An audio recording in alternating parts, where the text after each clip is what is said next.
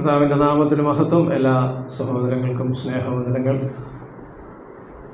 ഇപ്രകാരം നമുക്ക് വല്ലപ്പോഴുമൊക്കെ ഒരുമിച്ച് കൂടി ദൈവവചനം പഠിക്കുവാൻ ദൈവം ഒരുക്കി തരുന്ന അവസരങ്ങളെ ഓർത്ത് ദൈവത്തിന് സ്തോത്രം ചെയ്യുന്നു. ഞാനിന്ന് നിങ്ങളുമായിട്ട് ഈ വരുന്ന ഒരു മണിക്കൂറിൽ പങ്കുവയ്ക്കാനായിട്ട് ആഗ്രഹിക്കുന്നത് ശിഷ്യത്വത്തിൻ്റെ ഏറ്റവും പ്രധാനപ്പെട്ട ഒരു സമ്മറി, ഒരു സംഗ്രഹം ഞാൻ നിങ്ങളോട് പറയണമെന്നാണ് വിചാരിക്കുന്നത്. ശിഷ്യത്വം എന്നുള്ളത് നമ്മുടെ ജീവിതത്തിൽ നാം രക്ഷിക്കപ്പെട്ട കാലം മുതൽ കേട്ടുകൊണ്ടേയിരിക്കുന്ന ഒന്നാണ്. നാം ഒത്തിരി പഠിച്ചു, ശിഷ്യത്വത്തെക്കുറിച്ച് പഠിച്ചുകൊണ്ടേയിരിക്കുന്നു. ഇതിങ്ങനെ മരണം വരെ പഠിച്ചുകൊണ്ടേയിരിക്കേണ്ട ഒരു കാര്യം. കാരണം ശിഷ്യത്വം എന്നാണ് അവസാനിക്കുന്നത്? ശിഷ്യത്വം നമ്മുടെ മരണത്തോടു കൂടിയാണ് അവസാനിക്കുന്നത്. അതുകൊണ്ട് മരണം വരെ പഠിച്ചുകൊണ്ടിരിക്കേണ്ട ഒരു വിഷയമാണ്. മരണം വരെ നാം ഇത് ഓർപ്പിച്ചുകൊണ്ടേയിരിക്കണം, പഠിച്ചുകൊണ്ടേയിരിക്കണം. അതുകൊണ്ട് ശിഷ്യത്വം എന്നുള്ള വിഷയം പഠിച്ചു കഴിഞ്ഞു എന്ന് ആർക്കും തോന്നൽ ഉണ്ടെന്ന് എനിക്ക് തോന്നുന്നില്ല. എത്ര പഠിച്ചാലും നാം വീണ്ടും വീണ്ടും ഇത് ഓർത്തോർത്ത് നമ്മുടെ ജീവിതത്തിലേക്ക് അപ്ലൈ ചെയ്ത് നമുക്ക് മുൻപോട്ട് പോകേണ്ടതായിരിക്കുന്ന ഒന്നാണ്. ശിഷ്യത്വത്തിൻ്റെ പല മേഖലകളെക്കുറിച്ച് നമ്മൾ ചിന്തിച്ചിട്ടുണ്ട്. എന്താ ശിഷ്യത്വം എന്നുള്ളത് പഠിച്ചിട്ടുണ്ട്. ആരാണ് ഒരു ശിഷ്യൻ എന്നുള്ളത് നമ്മൾ പഠിച്ചിട്ടുണ്ട്. ശിഷ്യത്വത്തിൻ്റെ തടസ്സങ്ങൾ എന്തൊക്കെയാണെന്നുള്ളത് പഠിച്ചിട്ടുണ്ട്. വെല്ലുവിളികളെ കുറിച്ച് നമ്മൾ പഠിച്ചിട്ടുണ്ട്. ശിഷ്യത്വത്തിൻ്റെ പല മേഖലകൾ നമ്മൾ പരാമർശിച്ചിട്ടുണ്ട്, പഠിച്ചിട്ടുണ്ട്. ശിഷ്യത്വത്തെക്കുറിച്ച് പറഞ്ഞാൽ അതിൻ്റെ ഏറ്റവും പ്രധാനപ്പെട്ട ഒരു വശം എന്നല്ല, ഇതാണ് ശിഷ്യത്വം എന്ന് പറയുന്നത്. എന്താണ് ശിഷ്യത്വം എന്ന് ചോദിച്ചാൽ ഇന്ന് നമ്മൾ ചിന്തിക്കാനായിട്ട് പോകുന്ന, ഞാനീ പറയാനായിട്ട് പോകുന്നതാണ് ശിഷ്യത്വം എന്ന് പറയുന്നത്. ഒരാൾ ക്രിസ്തു ശിഷ്യനായിട്ട് ജീവിക്കുക എന്ന് പറഞ്ഞാൽ ഇങ്ങനെ ജീവിക്കുക എന്നാണ്. അതെന്താണെന്നുള്ളത് നമുക്ക് നോക്കാം. ബൈബിളിൽ ഉടനീളം നാം കാണുന്ന ഒരു കാര്യം, പഴയ പുതിയ നിയമങ്ങളിൽ ഒരുപോലെ കാണുന്ന ഒരു വാക്യമുണ്ട്, ഒരു കാര്യമുണ്ട്. കർത്താവ് നമ്മെക്കുറിച്ച് തന്നെപ്പോലെ നാം ആകണം എന്ന് ആഗ്രഹിച്ചുകൊണ്ട് പറഞ്ഞ ഏക പ്രസ്താവന ഏതാണ്? കർത്താവ്, അത് പഴയ നിയമത്തിലുമുണ്ട് പുതിയ നിയമത്തിലുമുണ്ട്, നിങ്ങൾ എന്നെപ്പോലെ ആകണമെന്ന് പറഞ്ഞത് വിശുദ്ധി എന്നുള്ളതായിരിക്കുന്ന ഒരു വാക്യം. വേറെ എന്തെങ്കിലും ഉണ്ടോ? ഞാൻ വിശുദ്ധനാകിയാൽ നിങ്ങളും വിശുദ്ധരാകുവിൻ, ഞാൻ സ്നേഹവാനാകിയാൽ നിങ്ങളും സ്നേഹവാനാകുവിൻ എന്നൊരു വാക്യമില്ല. ഇല്ലെന്ന് തോന്നുന്നു, അല്ലേ? ഞാൻ വായിച്ചിട്ടില്ല. ഞാൻ അല്ലെങ്കിൽ ഇങ്ങനെ ഓരോരോ ക്വാളിറ്റീസ് എടുത്ത് പറഞ്ഞിട്ട് ഞാൻ ഇങ്ങനെ ആകിയാൽ നിങ്ങളും എന്നെപ്പോലെ ആകുമെന്ന് പറഞ്ഞിട്ടില്ല. ഞാൻ വിശുദ്ധനാകിയാൽ നിങ്ങളും വിശുദ്ധരാകുമെന്നുള്ളതായിരിക്കുന്ന ഒരു പ്രസ്താവന മാത്രമേ നമ്മൾ കാണുന്നുള്ളൂ. അപ്പോൾ നമ്മൾ ശിഷ്യത്വം എന്ന് പറഞ്ഞാൽ എന്താ? ഇതാണ്, കർത്താവ് വിശുദ്ധനാകുന്നത് പോലെ അല്ലെങ്കിൽ ആയിരിക്കുന്നത് പോലെ നാമും വിശുദ്ധരാകുന്നതാണ് ശിഷ്യത്വം എന്ന് പറയുന്നത്. നമ്മൾ ശിഷ്യത്വത്തിൻ്റെ പാതയിൽ സഞ്ചരിക്കാൻ തുടങ്ങിയിട്ട് കുറേ വർഷങ്ങളായി. രക്ഷിക്കപ്പെട്ട അന്ന് മുതലേ നമ്മൾ സഞ്ചരിച്ചുകൊണ്ടിരിക്കുക. അറിയാതെ ചിലപ്പോൾ സഞ്ചരിക്കുന്നു, അറിഞ്ഞ് സഞ്ചരിക്കുന്നു. നമ്മൾ അറിഞ്ഞാണെങ്കിലും അറിയാതെയാണെങ്കിലും നമ്മൾ ശിഷ്യത്വത്തിൻ്റെ പാതയിലാണ് സഞ്ചരിച്ചുകൊണ്ടിരിക്കുന്നത്. അപ്പോൾ അതിൽ ഈ വിശുദ്ധ ജീവിതം എന്നുള്ളത് വളരെ പ്രധാനപ്പെട്ടതായിരിക്കുന്ന ഒരു മേഖലയാണ്. ഇന്ന് വിശുദ്ധ ജീവിതം എന്നുള്ള വിഷയത്തെക്കുറിച്ച് പൊതുവെ ക്രിസ്തീയ കോളത്തിൽ വളരെ കുറച്ച് സംസാരിക്കുന്നുള്ളൂ, പഠിപ്പിക്കുന്നുള്ളൂ, എഴുതുന്നുള്ളൂ, പ്രസംഗിക്കപ്പെടുന്നുള്ളൂ എന്നാണ് ഒരു പൊതുവിലുള്ളതായിരിക്കുന്ന ഒരു നിരീക്ഷണം. ശിഷ്യത്വത്തെക്കുറിച്ച് വിശുദ്ധിയെക്കുറിച്ച് പറഞ്ഞാൽ പാപത്തിനെതിരെ പറയണം. വിശുദ്ധ ജീവിതത്തെക്കുറിച്ച് പറഞ്ഞാൽ ശ്രോതാക്കൾക്ക് അത്ര താല്പര്യമുള്ളൊരു വിഷയമല്ല ഇന്ന്. ഇന്ന് ആളുകളെ എങ്ങനെ കൂടെ നിർത്താം, ആളുകളെ എങ്ങനെ ആവേശം കൊള്ളിക്കാം, ആളുകളെ എങ്ങനെ കൂടുതൽ നമ്മുടെ മീറ്റിങ്ങുകളിലേക്ക് കൊണ്ടുവരാം എന്നുള്ളതാണല്ലോ ഇന്നത്തെ എല്ലാ പ്രസംഗകരുടെയും എല്ലാ സമൂഹങ്ങളുടെയും സഭകളുടെയും ഒക്കെ ഒരു വലിയ വെല്ലുവിളി. അതുകൊണ്ട് എങ്ങനെയെങ്കിലും ആളുകളെ കൂടെ നിർത്താൻ വേണ്ടിയും ഈ വിശുദ്ധ ജീവിതം എന്നുള്ളതായിരിക്കുന്ന വിഷയത്തെ ഒന്ന് പരാമർശിച്ചു പോകുമായിരിക്കും. പക്ഷേ അതിൻ്റെ ഉള്ളിലേക്ക് ഇറങ്ങിച്ചെന്ന് വിശുദ്ധ ജീവിതത്തെക്കുറിച്ച് പഠിപ്പിക്കുകയും പ്രസംഗിക്കുകയും എഴുതുകയൊക്കെ ചെയ്യുന്ന ആളുകൾ ഇന്ന് വളരെ കുറവാണ് എന്നാണ് പറയുന്നത്. ഒരു കാലഘട്ടം, ഒരു 150-200 വർഷത്തെ ചരിത്രം, നാം ക്രിസ്തീയ സഭയുടെ ചരിത്രം പരിശോധിച്ചാൽ അന്നത്തെ ഏറ്റവും പ്രധാനപ്പെട്ട വിഷയം, അന്നത്തെ ഏറ്റവും പ്രധാനപ്പെട്ട ഊന്നൽ വിശുദ്ധ ജീവിതം എന്നുള്ള ഒരു വിഷയമായിരുന്നു. എത്രയോ ഭക്തന്മാരായിരിക്കുന്ന ആളുകൾ, ഞാൻ പേര് പറയാൻ പോയാൽ ഒത്തിരി പേരുകൾ പറയാനായിട്ട് സാധിക്കും. അതുപോലെ തന്നെ വേർപെട്ട വിശ്വാസികളുടെ ഇടയിൽ മാത്രമല്ല, കത്തോലിക്കരുടെ ഇടയിൽ പോലും വിശുദ്ധ ജീവിതത്തിന് വലിയ ഊന്നൽ കൊടുത്ത് എഴുതിയ പുസ്തകങ്ങളും പ്രസംഗങ്ങളുമൊക്കെ ആയിരുന്നു ഒരു 250 വർഷം മുൻപ് ലോകത്തിലുണ്ടായിരുന്നെന്നാണ് പറയുന്നത്. അപ്പോൾ വിശുദ്ധ ജീവിതം എന്നുള്ളത് എല്ലാവരും ഊന്നൽ കൊടുത്തതായിരിക്കുന്ന ഒരു വിഷയമായിരുന്നു. ജോൺ വെസ്ലി എന്ന് പറയുന്ന ഒരു ദൈവദാസനെ കുറിച്ച് നാം എല്ലാവരും കേട്ടിട്ടുണ്ട്. അദ്ദേഹം ജീവിച്ചിരുന്ന കാലഘട്ടം, അദ്ദേഹത്തിൻ്റെ അനുയായികളെ അറിയപ്പെടുന്നത് തന്നെ, വിളിക്കുന്നത് തന്നെ ഹോളി പീപ്പിൾ എന്നായിരുന്നു. ജോൺ വെസ്ലിയുടെ അനുയായികളെ അന്നത്തെ ലോകം കളിയാക്കി വിളിച്ചിരുന്നൊരു പേരായിരുന്നു വിശുദ്ധ ജനമെന്നാണ്, ഹോളി പീപ്പിൾ. അപ്പോൾ ഇന്ന് വിശുദ്ധം എന്നുള്ളതായിരിക്കുന്ന വാക്ക് നമ്മളിൽ നിന്നൊക്കെ വളരെ അകന്നിരിക്കുന്ന, ഏതോ ചില ആളുകൾക്ക് മാത്രമുള്ളതായിട്ട്, പ്രത്യേകിച്ച് ഇപ്പം മറ്റ് പാരമ്പര്യ സമൂഹങ്ങളിലും സമുദായങ്ങളിലൊക്കെ എടുത്താൽ ഈ വിശുദ്ധനായിട്ട് ജീവിക്കുക എന്ന് പറഞ്ഞാൽ അത് ആർക്കുള്ളതാണ്? അതങ്ങ് ഉയരത്തിലിരിക്കുന്ന ആളുകൾ മുതൽ പോപ്പ്, കത്തോലിക്ക, കാതോലിക്ക, മെത്രാന്മാർ, അവരൊക്കെയാണ് ഈ വിശുദ്ധരായിട്ട് ജീവിക്കുന്നത്. അതുകൊണ്ട് അവരെയൊക്കെ വിളിക്കുന്ന പേരെന്താണ്? അവരുടെ എല്ലാ പേരിൻ്റെ മുൻപിൽ പ്രിഫിക്സ് എന്താണ്? വിശുദ്ധൻ. അങ്ങനെയല്ലേ? എല്ലാവരും എങ്ങനെയല്ലേ? മോറാൻ, മാർ, അത് വിശുദ്ധൻ എന്നുള്ളതായിരിക്കുന്ന നിലയിലാണ്. പിന്നെ വേർപെട്ട വിശ്വാസ സമൂഹത്തിലേക്കും ഈ റവ എന്നുള്ളതായിരിക്കുന്ന ഒരു വാക്കുണ്ട്. നമ്മൾ ഉപ്പുമാവ് ഉണ്ടാക്കുന്ന റവയല്ല, REV, റവറൻ്റ് എന്നുള്ളതായിരിക്കുന്ന ഒരു പ്രയോഗമുണ്ട്. പെന്തക്കോസ്തുകാരുടെ ഇടയിലും ഈവൻ ബാപ്റ്റിസ്റ്റുകാരുടെ ഇടയിലും ഒക്കെ ആ പ്രയോഗമുണ്ട്. എല്ലാവർക്കും എന്ത് ചെയ്ത് കൊടുക്കാതെ റവറൻറ്റ്, മറ്റിടത്തേക്ക് വരുമ്പോൾ മോസ്റ്റ് റവറൻറ്റ്, വെരി റവറൻറ്റ്. അപ്പം അങ്ങനെ പല തലത്തിലേക്ക്, പല തട്ടിലാണ് ഈ വിശുദ്ധന്മാരിങ്ങനെ നിൽക്കുന്നത്. എന്നാൽ സാധാരണ വിശ്വാസികൾക്ക് ഇതൊന്നും വേണ്ട. അവർക്ക് ബാധകമേ അല്ല എന്നുള്ളൊരു നിലയിലേക്കാണ് ഈ ഒരു വിഷയം ഇന്നങ്ങ് അതപ്പതിച്ചു പോയി, ചുരുങ്ങിപ്പോയി. അതുകൊണ്ട് എൻ്റെ പ്രിയപ്പെട്ടവരെ, കർത്താവ് നമ്മിൽ നിന്ന് എല്ലാ കാലത്തും പ്രതീക്ഷിക്കുന്നത് ഞാൻ വിശുദ്ധനാകിയാൽ നിങ്ങളും വിശുദ്ധരാകുവിൻ എന്നുള്ളതാണ്. അപ്പം അതുകൊണ്ട് നമുക്ക് കർത്താവിൻ്റെ നല്ല ശിഷ്യന്മാരായി തീരാം. ഇന്നത്തെ ക്രിസ്തീയ സമൂഹത്തിൻ്റെ ഏറ്റവും വലിയ പ്രശ്നം അതാണ്.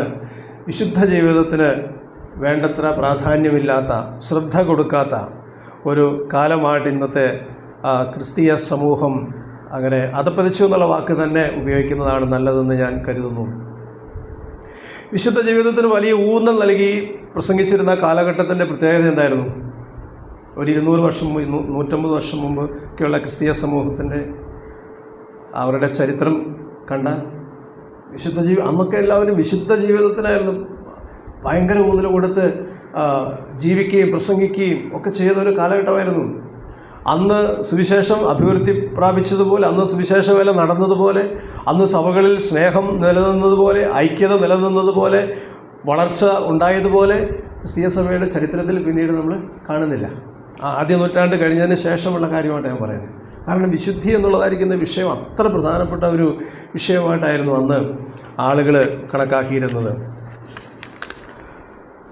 ഒരു സ്കോട്ടിഷ് മിനിസ്റ്ററായിരിക്കുന്ന, അതായത് ദൈവവേലക്കാരനായിരിക്കുന്ന റോബർട്ട് മുറേ മക്ചേനി എന്ന് പറയുന്നതായിരിക്കുന്ന ഒരു ദൈവദാസൻ പറഞ്ഞ ഒരു പ്രസ്താവന.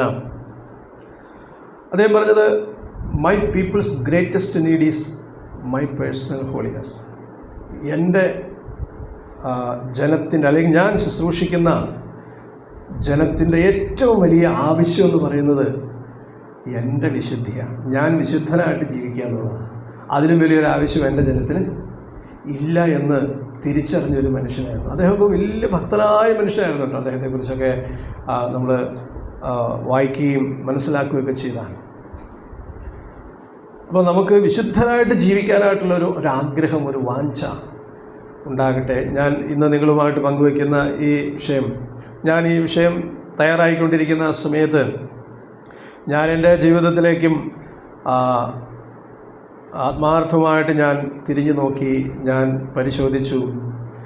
അപ്പോൾ എനിക്കും എൻ്റെ ജീവിതത്തിൽ ഈ വിഷയത്തിന് ഞാൻ ഇനിയും എത്രയോ പ്രാധാന്യം കൊടുക്കേണ്ടിയിരിക്കുന്നു എന്നുള്ളതായിരിക്കുന്ന ഒരു വലിയ ബോധ്യം ദൈവാത്മാവ് എൻ്റെ ഉള്ളിൽ തരികയും അങ്ങനെ ഒരു വിശുദ്ധ ജീവിതത്തിനായിട്ട് അല്പം കൂടെ എന്നെ തന്നെ സമർപ്പിക്കുവാനായിട്ട് എനിക്ക് കഴിയുകയും ചെയ്തു. ഞാൻ ദൈവസന്നിധിയിൽ ഇരുന്നതായിരിക്കുന്ന ആ മണിക്കൂറുകൾ.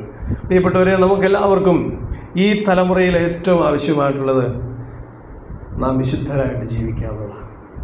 നമുക്ക് വേറെ ഒത്തിരി കഴിവുകളൊക്കെ കാണും, നമുക്ക് ഒത്തിരി ശുശ്രൂഷകൾ ചെയ്യാനായിട്ടൊക്കെ കാണും, അതൊക്കെ ചെയ്യണം. പക്ഷെ അതെല്ലാം രണ്ടാമത് നിൽക്കട്ടെ. ഒന്നാമത്തെ ആവശ്യം, സഭയുടെ ഏറ്റവും വലിയ ആവശ്യം, ഇന്നത്തെ മിഷൻസിൻ്റെ ഏറ്റവും വലിയ ആവശ്യം, നമ്മുടെ ദേശത്തിൻ്റെ ഏറ്റവും വലിയ ആവശ്യം ഞാനും നിങ്ങളും വിശുദ്ധരായിട്ട് ജീവിക്കുക എന്നുള്ളതാണ്. നമ്മൾ വിശുദ്ധരായിട്ട് ജീവിച്ചാൽ ഏറ്റവും സന്തോഷിക്കുന്നവരാണ് ദൈവത്തിന് ഇതിൽ പല സന്തോഷം വേറെ ഒന്നുമില്ല. ഞാനും നിങ്ങളും വിശുദ്ധരായിട്ട് ജീവിക്കുന്നതിനേക്കാളും അധികം സന്തോഷം ദൈവത്തിനില്ല. ഞാനും നിങ്ങൾ എത്ര മിഷൻ പ്രവർത്തനം ചെയ്താലും, ഞാനും നിങ്ങൾ എത്ര ബൈബിൾ പ്രസംഗിച്ചാലും, ഞാനും നിങ്ങളും എന്തൊക്കെ ചെയ്താലും, തലകുത്തി മറിഞ്ഞ് നമ്മൾ ഈ ലോകത്തിൽ എന്തൊക്കെ ദൈവത്തിന് വേണ്ടി ചെയ്താലും, ഞാനും നിങ്ങളും വിശുദ്ധരായിട്ട് ജീവിക്കുന്നതിനേക്കാളും അധികം സന്തോഷം ദൈവത്തിന് വേറെ ഒന്നുമില്ല. കാരണം കർത്താവ് പഴയ നിയമത്തിൽ ആരംഭിച്ച് പുതിയ നിയമത്തിൻ്റെ അവസാന ഭാഗം വരെ നാം വായിക്കുമ്പോൾ ഞാൻ വിശുദ്ധനാകിയാൽ നിങ്ങളും വിശുദ്ധരാകുവിൻ. ഈ ഒരു കാര്യമാണ് ദൈവത്തിന് നമ്മെ, ദൈവജനത്തെ ഓർപ്പിക്കുവാനായിട്ടുള്ള ഏറ്റവും പ്രധാനപ്പെട്ട കാര്യം. അതുകൊണ്ട് വിശുദ്ധ ജീവിതം എന്ന് പറഞ്ഞാൽ എന്താണ് എന്നുള്ളതിനെക്കുറിച്ച് ഞാൻ ചുരുക്കം ചില വാക്കുകളിൽ പറഞ്ഞ് ഞാൻ മുൻപോട്ട് പോകാം. ഈ വിഷയത്തെക്കുറിച്ച് ഒരു സമഗ്രമായിരിക്കുന്ന ഒരു പഠനം നമുക്കിന്ന് നടത്താനായിട്ടുള്ള ഒരു സമയമില്ല. ഒരു പക്ഷേ വിശുദ്ധ ജീവിതത്തിൻ്റെ ആവശ്യബോധം എൻ്റെയും നിങ്ങളുടെ ഉള്ളിൽ ദൈവത്തിൻ്റെ ആത്മാവ് അതിൻ്റെ ഒരു ചെറിയ സ്പാർക്ക്, ഒരു ചെറിയ ഒരു കനൽത്തരി നമ്മുടെ ഉള്ളിൽ ഇന്ന് ദൈവം ഇടട്ടെ എന്നുള്ളതായിരിക്കുന്ന ഒരു പ്രാർത്ഥനയും ഒരു ആഗ്രഹവും മാത്രമേ എനിക്കുള്ളൂ. അത് വീണാൽ നമ്മൾ അനുഗ്രഹിക്കപ്പെട്ടു, നമ്മൾ രക്ഷപ്പെട്ടു. ദൈവം നമ്മെ സഹായിക്കട്ടെ. വിശുദ്ധൻ എന്നുള്ളതായിരിക്കുന്ന വാക്കിൻ്റെ അർത്ഥം നമുക്കെല്ലാവർക്കും അറിയാം. എന്താണ് വിശുദ്ധൻ എന്നുള്ള വാക്കിൻ്റെ അർത്ഥം? ആരാണ് ഒരു വിശുദ്ധൻ? വിശുദ്ധൻ എന്നുള്ളതായിരിക്കുന്ന ആ പദത്തിൻ്റെ അർത്ഥം തന്നെ എന്താണ്? വേർതിരിക്കപ്പെട്ടതെന്നാണ് ആ വാക്കിൻ്റെ അർത്ഥം. വേറെ ഒരു അർത്ഥവും ആ വാക്കിനില്ല. വേർതിരിക്കപ്പെട്ടത്, മാറ്റിവെക്കപ്പെട്ടത് എന്നാണ് ആ വാക്കിൻ്റെ അർത്ഥം. അപ്പോൾ നമ്മൾ ദൈവത്തിന് വേണ്ടി മാറ്റിവെക്കപ്പെട്ട, ദൈവത്തിന് വേണ്ടി വേർതിരിക്കപ്പെട്ട ആളുകളാണ് എന്നാണ് അതിൻ്റെ അർത്ഥം. Living a life of service to God, ദൈവത്തിനു വേണ്ടി, ദൈവസേവയ്ക്ക് വേണ്ടി, ദൈവ ശുശ്രൂഷയ്ക്ക് വേണ്ടി മാറ്റിവെക്കപ്പെട്ട ഒരു ജീവിതം. ഈ വിശുദ്ധം എന്ന് നാം പഴയ നിയമത്തിൽ വായിക്കുന്ന ഒരു വാക്കുണ്ടല്ലോ, ഇത് യഹോവയ്ക്ക് വിശുദ്ധം. അത് ചില ഉപകരണങ്ങളെക്കുറിച്ചാണ് നമ്മൾ വായിക്കുന്നത്. ചില പാത്രങ്ങൾ, ചില വസ്തുക്കൾ, സമാഗമന കൂടാരത്തിൽ ഉപയോഗിക്കുന്ന വസ്തുക്കൾ, പാത്രങ്ങൾ, ആലയത്തിന് വേണ്ടി മാറ്റിവെക്കുന്ന ചില വസ്തുക്കൾ. അപ്പോൾ ചില വസ്തുക്കളെയാണ്, അതായത് അത് ദൈവത്തിന് വേണ്ടി മാത്രം മാറ്റിവെക്കപ്പെട്ടതാണ്. വേറെ ഒരു ആവശ്യത്തിനു വേണ്ടി ഇനി അത് എടുക്കാനായിട്ട് പാടില്ല. അന്ന് വരെ ആ പാത്രമോ ആ വസ്തുവോ പലരും ഉപയോഗിച്ച് കാണും, അല്ലെങ്കിൽ മറ്റ് പലതിൻ്റെ ഇടയിൽ കിടന്നതാണ്. പക്ഷേ ഇത് ദൈവാലയത്തിന് വേണ്ടി, സമാഗമന കൂടാരത്തിന് വേണ്ടി, ദൈവത്തിന് വേണ്ടി മാറ്റിവെച്ച് കഴിഞ്ഞാൽ പിന്നീട് ഈ വസ്തു വേറെ ഒരാവശ്യത്തിനും ഉപയോഗിക്കാനായിട്ട് പാടില്ല. അതെന്നും അങ്ങനെ തന്നെ മാറ്റിവെക്കപ്പെട്ടതായിരിക്കണം. അങ്ങനെയെങ്കിൽ നാം വിശുദ്ധരെന്ന് പറഞ്ഞാൽ ആരാണ്? ദൈവത്തിന് വേണ്ടി മാത്രം മാറ്റിവെക്കപ്പെട്ട ആളുകളാണ് നാം ഓരോരുത്തരും. ഇത് നാം മറക്കരുത്. നാം എന്നും ദൈവത്തിന് വേണ്ടി മാറ്റിവെക്കപ്പെട്ട ആളുകളാണ്. Living a life of service to God. എന്നിട്ട് നാം ശുശ്രൂഷിക്കുന്ന, നാം സേവിക്കുന്ന, നാം സേർവ് ചെയ്യുന്ന ആ ദൈവത്തിൻ്റെ സ്വഭാവമുള്ളവരായിട്ട് തീരുക. അങ്ങനെ രണ്ട് ആസ്പെക്റ്റാണ് ഈ വിശുദ്ധം എന്നുള്ളതായിരിക്കുന്ന ഈ വാക്കിനുള്ളത്. ഒന്ന്, നാം ദൈവത്തിനു വേണ്ടി, ദൈവസേവയ്ക്ക് വേണ്ടി മാറ്റിവെക്കപ്പെട്ടവരും, നാം ഏത് ദൈവത്തെയാണോ സേവിക്കുന്നത് ആ ദൈവത്തിൻ്റെ സ്വഭാവവും മൂല്യങ്ങളും ഗുണങ്ങളും ഉള്ളവരായിട്ട് നാം ക്രമേണ മാറുക, ആയിത്തീരുക. അപ്പം അതാണ് വിശുദ്ധൻ എന്നുള്ളതായിരിക്കുന്ന വാക്കുകൊണ്ട് അർത്ഥമാക്കുന്നത്. ജെ.സി. റൈൽ എന്ന് പറയുന്ന ഒരു എഴുത്തുകാരൻ എന്താ വിശുദ്ധി എന്നുള്ളതായിരിക്കുന്ന ഈ വാക്കിൻ്റെ അർത്ഥം എന്നുള്ളതിനെക്കുറിച്ച് പറഞ്ഞ ഒരു പ്രസ്താവനയല്ല, അദ്ദേഹം അതിന് നൽകിയ ഒരു വിവരണമുണ്ട്, ഒരു വിശദീകരണമുണ്ട്. അത് വളരെ നല്ല, വളരെ നമുക്ക് ഗ്രഹിക്കുവാൻ കഴിയുന്ന, മനസ്സിലാക്കാൻ എളുപ്പമുള്ള ഒരു വിവരണമാണ്. ആരാ വിശുദ്ധൻ, എന്താണ് വിശുദ്ധം എന്ന് ചോദിച്ചാൽ അദ്ദേഹം പറഞ്ഞതായിരിക്കുന്ന ഒരു പ്രസ്താവന, അല്ലെങ്കിൽ അദ്ദേഹം അതിന് നൽകിയതായിരിക്കുന്ന ഒരു വിവരണം ഞാൻ നിങ്ങളുടെ മുമ്പിലൊന്ന് പറഞ്ഞിട്ട് ഞാൻ മുൻപോട്ട് പോകാമെന്ന് വിചാരിക്കുന്നു. ജെ.സി. റയലിൻ്റെ പല പുസ്തകങ്ങളും നിങ്ങൾ ചിലരെങ്കിലും വായിച്ചിട്ടുണ്ടായിരിക്കാം. ജോൺ ചാൾസ് റയൽ എന്നാണ് അതിൻ്റെ ചുരുക്കെഴുത്താണ് ജെ.സി. റയൽ എന്നുള്ളത്. അപ്പോൾ അദ്ദേഹം പറഞ്ഞതായിരിക്കുന്ന ഒരു ചെറിയൊരു വിവരണം തന്നെ അദ്ദേഹം ഒറ്റ വാക്കിൽ പറയാനായിട്ട് അത് കഴിയില്ല എന്ന് അദ്ദേഹം പറഞ്ഞു. എന്താണ് വിശുദ്ധനെന്ന് ചോദിച്ചാൽ അത് മനസ്സിലാക്കാൻ ഇത്രയും വാക്കുകളിൽ അത് പറഞ്ഞാലേ മനസ്സിലാവുകയുള്ളൂ. അപ്പോൾ അദ്ദേഹം പറഞ്ഞത് ഇങ്ങനെയാണ്: ദൈവത്തിൻ്റെ അതേ ഭാവം തന്നെ നമ്മുടെ ശീലമായിട്ട് ക്രമേണ മാറുന്നതാണ് വിശുദ്ധം, അല്ലെങ്കിൽ വിശുദ്ധീകരണം. വിശുദ്ധൻ എന്ന് പറഞ്ഞാൽ ദൈവത്തിൻ്റെ അതേ ഭാവം നമ്മുടെ ഒരു ശീലമായിട്ടങ്ങ് മാറണം. എന്ന് പറഞ്ഞാൽ എന്താണ്? ദൈവം വെറുക്കുന്ന കാര്യങ്ങൾ നാമും വെറുക്കണം. ദൈവം സ്നേഹിക്കുന്ന കാര്യങ്ങളെ നാമും സ്നേഹിക്കണം. ഈ ലോകത്തിലുള്ള സകലതിനെയും തൻ്റെ വചനത്തിൻ്റെ വെളിച്ചത്തിൽ വിലയിരുത്തണം. അതാണ് വിശുദ്ധൻ എന്ന് പറഞ്ഞാൽ എന്നാണ് അദ്ദേഹം പറഞ്ഞത്. പിന്നീട് അദ്ദേഹം പറഞ്ഞത്, വിശുദ്ധനായ ഒരുവൻ ആരെന്ന് ചോദിച്ചാൽ തനിക്ക് അറിവുള്ള എല്ലാ പാപങ്ങളിൽ നിന്ന് വിട്ടു നിൽക്കുകയും തൻ്റെ അറിവിലുള്ള എല്ലാ ദൈവിക കൽപ്പനകളും പ്രമാണിക്കുകയും ചെയ്യുന്നവനാണ് വിശുദ്ധൻ. തനിക്ക് അറിവുള്ള എല്ലാ പാപങ്ങളിൽ നിന്നും വിട്ടു നിൽക്കുകയും തനിക്ക് അറിവുള്ള എല്ലാ ദൈവിക കൽപ്പനകളും പ്രമാണിക്കുവാനായിട്ടുള്ള സമർപ്പണവും ആഗ്രഹവുമുള്ള ഒരു വ്യക്തിയാണ് വിശുദ്ധൻ. അദ്ദേഹം പറഞ്ഞത് ഇങ്ങനെയാണ്: ദൈവത്തിങ്കിലേക്ക് ഒരു ചായ്വുള്ളവനാണ് വിശുദ്ധൻ. തൻ്റെ ചായ്വ് എപ്പോഴും ദൈവത്തിങ്കിലേക്കാണ്, ദൈവിക വിഷയങ്ങളിലേക്കാണ് തൻ്റെ ചായ്വ് എപ്പോഴും. ലോകത്തെ പിണക്കുന്നതിനേക്കാൾ തനിക്ക് ഭയം ദൈവത്തെ പിണക്കുന്നതാണ് എന്നാണ് അദ്ദേഹം പറഞ്ഞത്.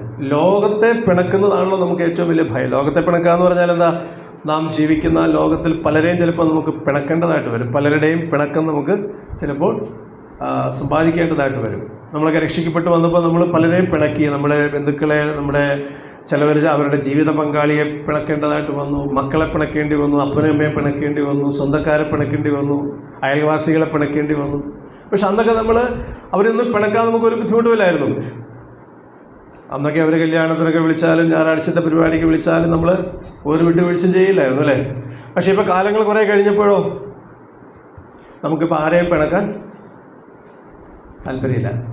എങ്ങനെ നമുക്ക് ലോകത്തെ ലോകവുമായിട്ട് ഇണങ്ങിച്ചേർന്ന് ജീവിക്കാമെന്നുള്ളതാണ്. വിശുദ്ധൻ എന്ന് പറഞ്ഞാൽ തനിക്ക് ദൈവം എന്നെ നോക്കിയിട്ട് പിണങ്ങുമോ? ഞാൻ ആ വാക്കങ്ങ് ഉപയോഗിക്കുന്നതേ ഉള്ളൂ. ദൈവത്തെ പിണക്കാനായിട്ടാണ് എനിക്ക് ഏറ്റവും ബുദ്ധിമുട്ട്. ലോകത്തിലുള്ള ആരെ പിണക്കാനും എനിക്ക് ബുദ്ധിമുട്ടില്ല. വിശുദ്ധനായിരിക്കുന്ന ഒരാളുടെ പ്രത്യേകത അതാണ്. തുടർന്ന് ജെ.സി. റയൽ പറഞ്ഞത്, വിശുദ്ധനായ ഒരുവൻ കർത്താവായ യേശുക്രിസ്തുവിനെ പോലെ ആകുവാനായിട്ട് നിരന്തരം പോരാടിക്കൊണ്ടിരിക്കുന്നവനാണ്. കർത്താവായ യേശുക്രിസ്തുവിനെ പോലെ ആകുവാൻ നിരന്തരം പോരാടുക, ക്രിസ്തുവിൻ്റെ ഭാവം തന്നിൽ ഉണ്ടാകാനായിട്ട് എപ്പോഴും ശ്രമിച്ചുകൊണ്ടിരിക്കുക, ക്രിസ്തുവിനോട് അനുരൂപനാകാനായിട്ടുള്ള തൻ്റെ പരിശ്രമം, അതിനുവേണ്ടി താൻ എന്തും സഹിക്കാൻ തയ്യാറാണ്, എന്ത് വിട്ടുവീഴ്ചയ്ക്കും തയ്യാറാണ്. നിസ്വാർത്ഥമായിരിക്കുന്ന ഒരു ജീവിതം, സ്നേഹത്തിൽ നടക്കുന്ന, താഴ്മയോടെ നടക്കുന്ന ഒരു ജീവിതം, അതാണ് വിശുദ്ധ ജീവിതം. വിശുദ്ധൻ എന്നാണ് അദ്ദേഹം പറഞ്ഞത്. അതെങ്ങനെ പറഞ്ഞതായിരിക്കുന്ന ചില വിവരണങ്ങൾ ഞാനങ്ങ് വായിക്കുന്നതേ ഉള്ളൂ. സ്വയം ത്യജിച്ച് ശരീരത്തിൻ്റെ ആഗ്രഹങ്ങളെ മരിപ്പിക്കുന്നവനാണ് വിശുദ്ധൻ. വിശുദ്ധനായ ഒരുവൻ സ്നേഹത്തിലും സൽപ്രവൃത്തിയിലും മുഴുകിയിരിക്കും. വിശുദ്ധനായ ഒരാൾ ദയയുള്ളവനായിരിക്കും, ഹൃദയ നിർമ്മലതയുള്ളവനായിരിക്കും, ദൈവഭയമുള്ളവനായിരിക്കും, വിനയമുള്ളവനായിരിക്കും, മറ്റുള്ളവരെ തന്നെക്കാൾ ശ്രേഷ്ഠനെന്ന് എണ്ണുന്നവനായിരിക്കും. ഇതൊക്കെ നമുക്കറിയാവുന്ന കാര്യങ്ങളാണ്. പക്ഷെ ഇതെല്ലാം കൂടെ ചേർത്ത് അദ്ദേഹം പറയേ ഇതാ വിശുദ്ധൻ എന്ന് പറയും. വിശ്വസ്തനായ ഒരാൾ ഒരു നല്ല ഭർത്താവായിരിക്കും, ഒരു നല്ല ഭാര്യയായിരിക്കും, ഒരു നല്ല പിതാവായിരിക്കും, നല്ല മാതാവായിരിക്കും, നല്ല സഹോദരങ്ങളായിരിക്കും, നല്ല അയൽവാസിയായിരിക്കും, നല്ല കൂട്ടുകാരനായിരിക്കും. അപ്പോൾ ഒരു വിശുദ്ധൻ എല്ലാവർക്കും, എല്ലാവരോടും, എല്ലാ ബന്ധങ്ങളിലും അദ്ദേഹം നല്ല എന്ന് ചേർത്ത് പറയാവുന്ന ഒരാളായിരിക്കും. അപ്പോൾ വിശുദ്ധി എന്ന് പറഞ്ഞാൽ എന്താ? ഇതെല്ലാം കൂടെ ചേർത്ത് പറഞ്ഞാൽ ഒറ്റ വാക്കിൽ പറഞ്ഞാൽ യേശുക്രിസ്തുവിനെ പോലെ ആകുന്നതാണ് വിശുദ്ധൻ. യേശുക്രിസ്തുവിനെ പോലെ ജീവിക്കുന്നതാണ് വിശുദ്ധ ജീവിതം എന്ന് പറയുന്നത്. പക്ഷെ അത് ഒറ്റ വാക്കിൽ പറഞ്ഞാൽ നമുക്ക് പറയാൻ എളുപ്പമാണ്. പക്ഷേ അതിൻ്റെ ഉള്ളിലേക്ക് നാം ഇറങ്ങി ചെല്ലുമ്പോൾ വിശുദ്ധി എന്ന് പറഞ്ഞാൽ എന്താണ്? അതിനകത്ത് ഒത്തിരി കാര്യങ്ങളുണ്ട്. നമ്മുടെ ഒരു മനുഷ്യൻ്റെ ജീവിതത്തിലെ എല്ലാ മേഖലകളെയും സ്പർശിക്കുന്ന ഒന്നാണ് വിശുദ്ധൻ എന്ന് പറഞ്ഞാൽ. ഒരു വിശ്വാസിയുടെ ജീവിതത്തിൻ്റെ സമസ്ത മേഖലകളെയും ബാധിക്കുന്ന ഒന്നാണ് വിശുദ്ധ ജീവിതം എന്ന് പറയുന്നത്. കേവലം ഞായറാഴ്ച സഭായോഗത്തിന് വരുമ്പോഴോ, ഒരു ബൈബിൾ ക്ലാസ്സിന് പോകുമ്പോഴോ, ബൈബിൾ വായിക്കുമ്പോഴോ, പ്രാർത്ഥിക്കുമ്പോഴോ മാത്രം ഒതുങ്ങി നിൽക്കുന്ന ഒന്നല്ല വിശുദ്ധ ജീവിതം. വിശുദ്ധ ജീവിതം എന്ന് പറയുന്നത് ഒരാളുടെ ജീവിതത്തിൻ്റെ ഏറ്റവും എല്ലാ മേഖലകളെയും സ്പർശിക്കുന്ന ഒന്നാണ് വിശുദ്ധ ജീവിതം. അപ്പോൾ ഒരാൾ വിശുദ്ധനാണെങ്കിൽ അവൻ്റെ ജോലി നോക്കിയാൽ അറിയാം. ഒരാൾ വിശുദ്ധനാണെങ്കിൽ അവൻ്റെ പഠനം നോക്കിയാൽ അറിയാം. ഒരാൾ വിശുദ്ധനാണെങ്കിൽ അദ്ദേഹത്തിൻ്റെ കൃഷി നോക്കിയാൽ അറിയാം. ഒരാൾ വിശുദ്ധനാണെങ്കിൽ അദ്ദേഹത്തിൻ്റെ സംസാരം നോക്കിയാൽ അറിയാം. ഒരാൾ വിശുദ്ധനാണെങ്കിൽ അദ്ദേഹത്തിൻ്റെ പണം ഉപയോഗിക്കുന്നത് നോക്കിയാൽ അറിയാം. ഒരാൾ വിശുദ്ധനാണെങ്കിൽ അദ്ദേഹം ഡ്രസ്സ് ചെയ്യുന്നത് നോക്കിയാൽ അറിയാം. ഒരാൾ വിശുദ്ധനാണെങ്കിൽ അദ്ദേഹം നടക്കുന്നത് നോക്കിയാൽ അറിയാം. അദ്ദേഹത്തിൻ്റെ സമസ്ത മേഖലകളിലും അതിൻ്റെ റിഫ്ലക്ഷൻ ഉണ്ടാകണം.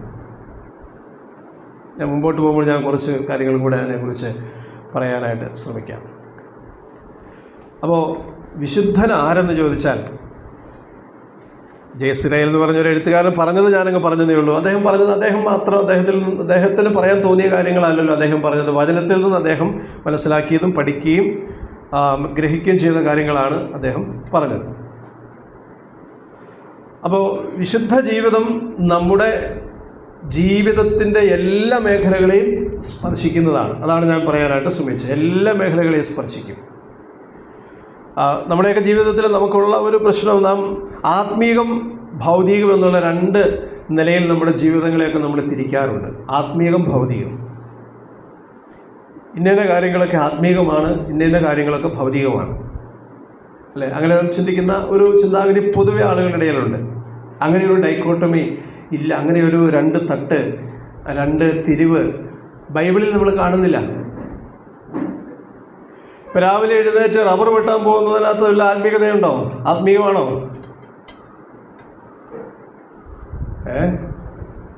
രാവിലെ എഴുന്നേറ്റ് അടുക്കളയിലേക്ക് പോയി അത് ആത്മീയമാണോ? രാവിലെ എഴുന്നേറ്റ് പിള്ളേർ ഹോംവർക്ക് ചെയ്യുന്നു, സ്കൂൾ ബാഗൊക്കെ എടുത്ത് സ്കൂളിലേക്ക് പോകുന്നു, അത് ആത്മീയമാണോ? ആത്മീയം എന്ന് പറഞ്ഞാൽ രാവിലെ എഴുന്നേറ്റ് ബൈബിൾ എടുത്ത് മുട്ടുകുത്തി നിന്ന് വായിക്കുന്നത്, അല്ലെങ്കിൽ ബൈബിൾ ക്ലാസ്സിൽ പോയി ബൈബിൾ കേൾക്കുന്നത്, പ്രാർത്ഥിക്കുന്നത്, സഭായോഗത്തിന് പോകുന്നത്, ഇതൊക്കെയല്ലേ ആത്മീകം. അങ്ങനെ ഒരു ചിന്ത പൊതുവെ നമുക്കുണ്ട്. അങ്ങനെ ഒരു വേർതിരിവില്ല. ഒരു വിശ്വാസി, രക്ഷിക്കപ്പെട്ട ഒരാൾ, അവൻ ഉറക്കത്തിൽ നിന്ന് എഴുന്നേറ്റ് അവൻ സുബോധത്തോടുകൂടെ ഇനി അവൻ ഉറങ്ങാൻ പോകുന്നത് വരെ അവൻ്റെ ജീവിതത്തിൽ സംഭവിക്കുന്നത് എല്ലാം എന്താണ്? ആത്മീകമാണ്. പക്ഷെ അങ്ങനെ ഒരു ചിന്താഗതി നമുക്കില്ല. അതുകൊണ്ട് നമ്മൾ സൗകര്യത്തിന് വേണ്ടി നമ്മൾ ആത്മീകമൊന്നും ഭൗതികമൊന്നും രണ്ടായിട്ട് നമ്മുടെ ജീവിതത്തെ അങ്ങ് തിരിച്ചിട്ടുണ്ട്, അല്ലേ? ഇന്ന കാര്യങ്ങളൊക്കെ ഭൗതികം, ഇന്ന കാര്യങ്ങളൊക്കെ ആത്മീയം. അങ്ങനെ തിരിക്കാൻ ദൈവം നമുക്ക് അനുവാദം തന്നിട്ടില്ല. ഒരു വിശ്വാസി അവൻ എന്ത് ചെയ്താലും അതിനെ ആത്മീകമായിട്ട് കാണാനായിട്ട് കഴിയണം. അതുകൊണ്ടാണ് 1 കൊരിന്ത്യർ ലേഖനം 10-ാം അധ്യായത്തിൽ വായിക്കുന്നത് പോലെ നമുക്ക് എല്ലാവർക്കും അറിയാവുന്നൊരു വാക്യം, നിങ്ങൾ തിന്നാലും കുടിച്ചാലും എന്ത് ചെയ്താലും ദൈവത്തിൻ്റെ നാമത്തിൻ്റെ മഹത്വത്തിന് വേണ്ടി. അങ്ങനെയെങ്കിൽ ഈ തിന്നുന്ന സാധനം ഉണ്ടാക്കുന്നതും ദൈവനാമ മഹത്വത്തിന് വേണ്ടിയല്ലേ? ആ തിന്നുന്ന സാധനം ഉണ്ടാക്കാൻ വേണ്ടിയല്ലേ നമ്മൾ കിളയ്ക്കുന്നത്, കൃഷി ചെയ്യുന്നത്, വളമിടുന്നത്, വെള്ളമൊഴിക്കുന്നത്? അതെല്ലാം ദൈവനാമ മഹത്വത്തിന് വേണ്ടിയാണ്. അപ്പോൾ എല്ലാ ദൈവനാമ മഹത്വം ആ രീതിയിൽ വിശ്വാസികൾ കണ്ടാൽ അവർക്ക് വിശുദ്ധരായിട്ട് ജീവിക്കാനായിട്ട് ഒരു ബുദ്ധിമുട്ടുമില്ല. അതുകൊണ്ട് നമ്മുടെ ജീവിതത്തെ നമ്മൾ ഒരിക്കലും ആത്മീയമൊന്നും ഭൗതികമൊന്നും നമ്മൾ രണ്ടായിട്ട് തിരിച്ച് നാം നമ്മുടെ വിശുദ്ധ ജീവിതത്തിൽ നിന്ന് നമ്മൾ താഴേക്ക് പോകരുത്. അത് നമ്മുടെ സ്വഭാവത്തിൽ അതിൻ്റെ റിഫ്ലക്ഷനുണ്ട്. നമ്മുടെ സ്വഭാവം നാം വിശുദ്ധരാണോ അല്ലേ എന്നുള്ളത് നമ്മുടെ സ്വഭാവത്തിലൂടെയാണല്ലോ വെളിപ്പെടേണ്ടത്. നമ്മുടെ പ്രതികരണം, നമ്മുടെ റിയാക്ഷൻസ്, അതെല്ലാം നമ്മുടെ വിശുദ്ധിയെ വെളിപ്പെടുത്തുന്ന ഒന്നാണ്. നമ്മുടെ മനുഷ്യത്വവുമായിട്ട് ബന്ധപ്പെട്ടതാണല്ലോ വിശുദ്ധം എന്ന് പറയുന്നത്, വിശുദ്ധ ജീവിതം എന്ന് പറയുന്നത് നമ്മുടെ മനുഷ്യത്വം. അപ്പോൾ ഒരാൾ വിശുദ്ധനാണെന്ന് പറഞ്ഞാൽ അവൻ നല്ല മനുഷ്യനായിട്ട് ജീവിക്കുക എന്നതിൻ്റെ അർത്ഥം. വിശുദ്ധൻ എന്ന് പറഞ്ഞാൽ നമ്മൾ ആദ്യം പറഞ്ഞ പോലെ ഏതോ ഒരു പ്രത്യേക തലത്തിൽ ജീവിക്കുക എന്നല്ല. വിശുദ്ധൻ എന്ന് പറഞ്ഞാൽ ഒരു നല്ല മനുഷ്യനായിട്ട് ജീവിക്കുക എന്നാണ്. ദൈവം ഒരു മനുഷ്യനെ സൃഷ്ടിച്ചപ്പോൾ എങ്ങനെയാണോ സൃഷ്ടിച്ചത്, ദൈവം എന്താണ് വിഭാവനം ചെയ്തത്, അതെല്ലാം നമ്മൾ പാപനിമിത്തം നഷ്ടമാക്കി കളഞ്ഞു. എന്നാൽ വിശുദ്ധനായിട്ട് തീരുക എന്ന് പറഞ്ഞാൽ ദൈവം വിഭാവനം ചെയ്തതുപോലെയുള്ള ഒരു മനുഷ്യനായിട്ട് ജീവിക്കുന്നതാണ് വിശുദ്ധനായിട്ട് ജീവിക്കുക എന്ന് പറഞ്ഞാൽ. ദൈവം വിഭാവനം ചെയ്ത മനുഷ്യനെ നശിപ്പിച്ചത് എന്താണ്? ഏതെന്തോട്ടത്തിൽ ആരംഭിച്ചതായിരിക്കുന്ന ആ പ്രശ്നം ഇതാണ്. മനുഷ്യൻ സ്വയം ദൈവമാകാനായിട്ടുള്ള ആഗ്രഹം, മനുഷ്യൻ്റെ സെൽഫ് ഡീഫൈൻ. മനുഷ്യന് സ്വയം ദൈവമാകണം, അതാണ് മനുഷ്യൻ്റെ പ്രശ്നം. ദൈവത്തിൻ്റെ ഹിതത്തിന് എതിരെ നിൽക്കുക, self defying and anti God syndrome, അതാണ് മനുഷ്യനെ ബാധിച്ചിരിക്കുന്ന പ്രശ്നം എന്ന് പറയുന്നത്. ഒറ്റ വാക്യം പറഞ്ഞാൽ അതിനെയാണ് പാപം എന്ന് വിളിക്കുന്നത്. ബൈബിളിൽ അതിനെയല്ലേ പാപം എന്ന് വിളിച്ചിരിക്കുന്നത്. എന്താ പാപം? അവന് സ്വയം ദൈവമാണെന്ന് തോന്നി, ദൈവം പറഞ്ഞത് അനുസരിക്കേണ്ടെന്ന് അവൻ തീരുമാനിച്ചു. അത് പാപം. അതിൻ്റെ തുടർച്ചയാണ് ഇന്ന് നടക്കുന്നത്. അതിൻ്റെ തുടർച്ചയാണ് എൻ്റെ നിങ്ങളുടെയൊക്കെ ജീവിതത്തിൽ ഇന്ന് നടക്കുന്നത്. നമുക്ക് നമ്മുടെ ഇഷ്ടം ചെയ്യണം. ദൈവത്തിൻ്റെ ഇഷ്ടത്തിന് നമ്മളെ തന്നെ വിധേയപ്പെടുത്തുവാനായിട്ട് നമുക്ക് താല്പര്യമില്ല. വേറൊരു വാക്യം പറഞ്ഞാൽ ഗോഡ് സെൻറ്റേർഡ് ലൈഫിൽ നിന്ന് നാം മാൻ സെൻറ്റേർഡ് ലൈഫിലേക്ക് മാറി. ദൈവം വിഭാവനം ചെയ്ത ജീവിതം എങ്ങനെയായിരുന്നു? ഗോഡ് സെൻറ്റേർഡ് ലൈഫായിരുന്നു. പക്ഷെ അതിനെന്ത് സംഭവിച്ചു? അത് മാൻ സെൻറ്റേർഡായിട്ട് മാറി. ദൈവ കേന്ദ്രീകൃതമായ ജീവിതം മനുഷ്യ കേന്ദ്രീകൃതമായ ജീവിതമായിട്ട് അങ്ങ് മാറി. അതോടുകൂടെ നമ്മുടെ ജീവിതം പരാജയപ്പെട്ടു. വിശുദ്ധൻ എന്ന് പറഞ്ഞാൽ എന്താണ്? വിശുദ്ധ ജീവിതം എന്ന് പറഞ്ഞാൽ എന്താണ്? വീണ്ടും മടങ്ങി ഗോഡ് സെൻറ്റേർഡ് ലൈഫിലേക്ക് വരിക, ദൈവ കേന്ദ്രീകൃതമായൊരു ജീവിതത്തിലേക്ക് മടങ്ങി വരിക. അതാണ് വിശുദ്ധ ജീവിതം എന്ന് പറയുന്നത്. അതെങ്ങനെ സാധിക്കും? നമ്മുടെ ജീവിതത്തിൽ നമുക്ക് എങ്ങനെ അത് പ്രാക്ടീസ് ചെയ്യാനായിട്ട് സാധിക്കുമെന്നുള്ളതാണല്ലോ അതിൻ്റെ പ്രായോഗികമായിരിക്കുന്ന കാര്യം എന്ന് പറയുന്നത്. വിശുദ്ധ ജീവിതം നയിക്കുന്ന ഒരാൾക്ക് മാത്രമേ മനുഷ്യത്വം, ദൈവം വിഭാവനം ചെയ്ത മനുഷ്യത്വം ശരിക്കും എൻജോയ് ചെയ്യാനായിട്ട് സാധിക്കുകയുള്ളൂ. മനുഷ്യൻ എന്നുള്ള നിലയിൽ ഈ ഭൂമിയിൽ ഏറ്റവും ജീവിതം ആസ്വദിച്ച വ്യക്തി ആരാണ്? ഒരു മനുഷ്യൻ എന്നുള്ള നിലയിൽ ഈ ഭൂമിയിൽ ജീവിതം ഏറ്റവും ആസ്വദിച്ചതാരാണ്? ആദം പാപം ചെയ്യുന്നതും വരെ ശരിയാണ്. ആദം പാപത്തിൽ വീഴുന്നത് വരെ ആദം ഒരു മനുഷ്യൻ എന്നുള്ള നിലയിൽ ഈ ഭൂമിയിൽ ഏറ്റവും ജീവിതം ആസ്വദിച്ച ആളാണ്. പിന്നെ ജീവിതം ആരംഭം മുതൽ അവസാനം വരെ മനുഷ്യനായിട്ട് ഈ ഭൂമിയിൽ ആസ്വദിച്ച ഒരേ ഒരാൾ നമ്മുടെ കർത്താവായ യേശുക്രിസ്തുവാണ്. ഒരു മനുഷ്യനെ ദൈവം എങ്ങനെയാണോ വിഭാവനം ചെയ്തിരിക്കുന്നത്, സൃഷ്ടിച്ചിരിക്കുന്നത്, അതിൻ്റെ ഫുൾ സെൻസിൽ ആസ്വദിച്ച ആളാണ് കർത്താവായ യേശുക്രിസ്തു. യേശുക്രിസ്തുവിന് ഏതെങ്കിലും ഒരു കാര്യത്തിൽ റിഗ്രറ്റ് തോന്നിയോ? എന്തെങ്കിലും കുറ്റബോധം തോന്നിയോ? മനസാക്ഷിക്കുത്ത് തോന്നിയോ? ഒന്നിലും തനിക്ക് ഒരിക്കലും തോന്നിയിട്ടില്ല. അതുകൊണ്ടൊക്കെ താൻ ചോദിച്ചു, നിങ്ങളിൽ ആരെൻ്റെ പാപത്തെക്കുറിച്ച് ബോധം വരുത്തുമെന്ന് ചോദിച്ചു. എന്ന് പറഞ്ഞാൽ ഹി ഫുള്ളി എൻജോയ്ഡ് ലൈഫ്. കർത്താവായ യേശുക്രിസ്തു തൻ്റെ ജീവിതം പൂർണ്ണമായിട്ടും ആസ്വദിച്ചു. ഒരു മനുഷ്യനെന്നുള്ള നിലയിലാണ് കർത്താവ് ജീവിതം ആസ്വദിച്ചത്. അതാണ് വിശുദ്ധ ജീവിതം എന്ന് പറയുന്നത്. നമ്മുടെ ജീവിതം മനുഷ്യനെന്നുള്ള നിലയിൽ നമ്മൾ ഈ ഭൂമിയിൽ ആസ്വദിക്കുക, നമ്മുടെ മനുഷ്യത്വം നാം ആസ്വദിക്കുകയാണ്. അതിൽ ബന്ധങ്ങളുണ്ട്, അതിൽ ദൈവവുമായിട്ടുള്ള ബന്ധമാണ് ഏറ്റവും പ്രധാനപ്പെട്ട ബന്ധമെന്ന് പറയുന്നത്. അപ്പോൾ ക്രിസ്തുവിനെ പോലെ നാം ഈ ഭൂമിയിൽ മനുഷ്യനായി ജീവിച്ച് നമ്മുടെ മനുഷ്യത്വം എൻജോയ് ചെയ്യുമ്പോഴാണ്, ആസ്വദിക്കുമ്പോഴാണ് നാം ശരിക്കും വിശുദ്ധ ജീവിതം നയിക്കുന്നത്. വിശുദ്ധ ജീവിതം നമ്മുടെ ബന്ധങ്ങളുമായിട്ട് വളരെ വേർപിരിക്കുവാൻ കഴിയാത്ത ഒരു ഇടപാടാണ് വിശുദ്ധ ജീവിതം എന്ന് പറയുന്നത്. അതായത് നമ്മുടെ ബന്ധങ്ങൾ വിശുദ്ധ ജീവിതത്തിലെ ഏറ്റവും പ്രധാനപ്പെട്ട ഒന്നാണ് നമ്മുടെ ബന്ധങ്ങൾ. ഒരാൾ വിശുദ്ധനായിട്ട് ജീവിക്കുക എന്ന് പറഞ്ഞാൽ നല്ല ബന്ധങ്ങളുള്ളവരായിട്ട് ജീവിക്കുക എന്നാണ് എൻ്റെ അർത്ഥം. എന്നാൽ ലോകത്തിൽ വിശുദ്ധൻ എന്ന് പറഞ്ഞാൽ എല്ലാ ബന്ധങ്ങളിൽ നിന്നും അകന്ന് ഒറ്റയ്ക്കിരിക്കുന്നതാണ് ലോകം നമ്മളെ പഠിപ്പിക്കുന്ന വിശുദ്ധ ജീവിതം എന്ന് പറയുന്നത്. അതുകൊണ്ട് അങ്ങനെയുള്ള സന്യാസമൊക്കെ വന്നത്.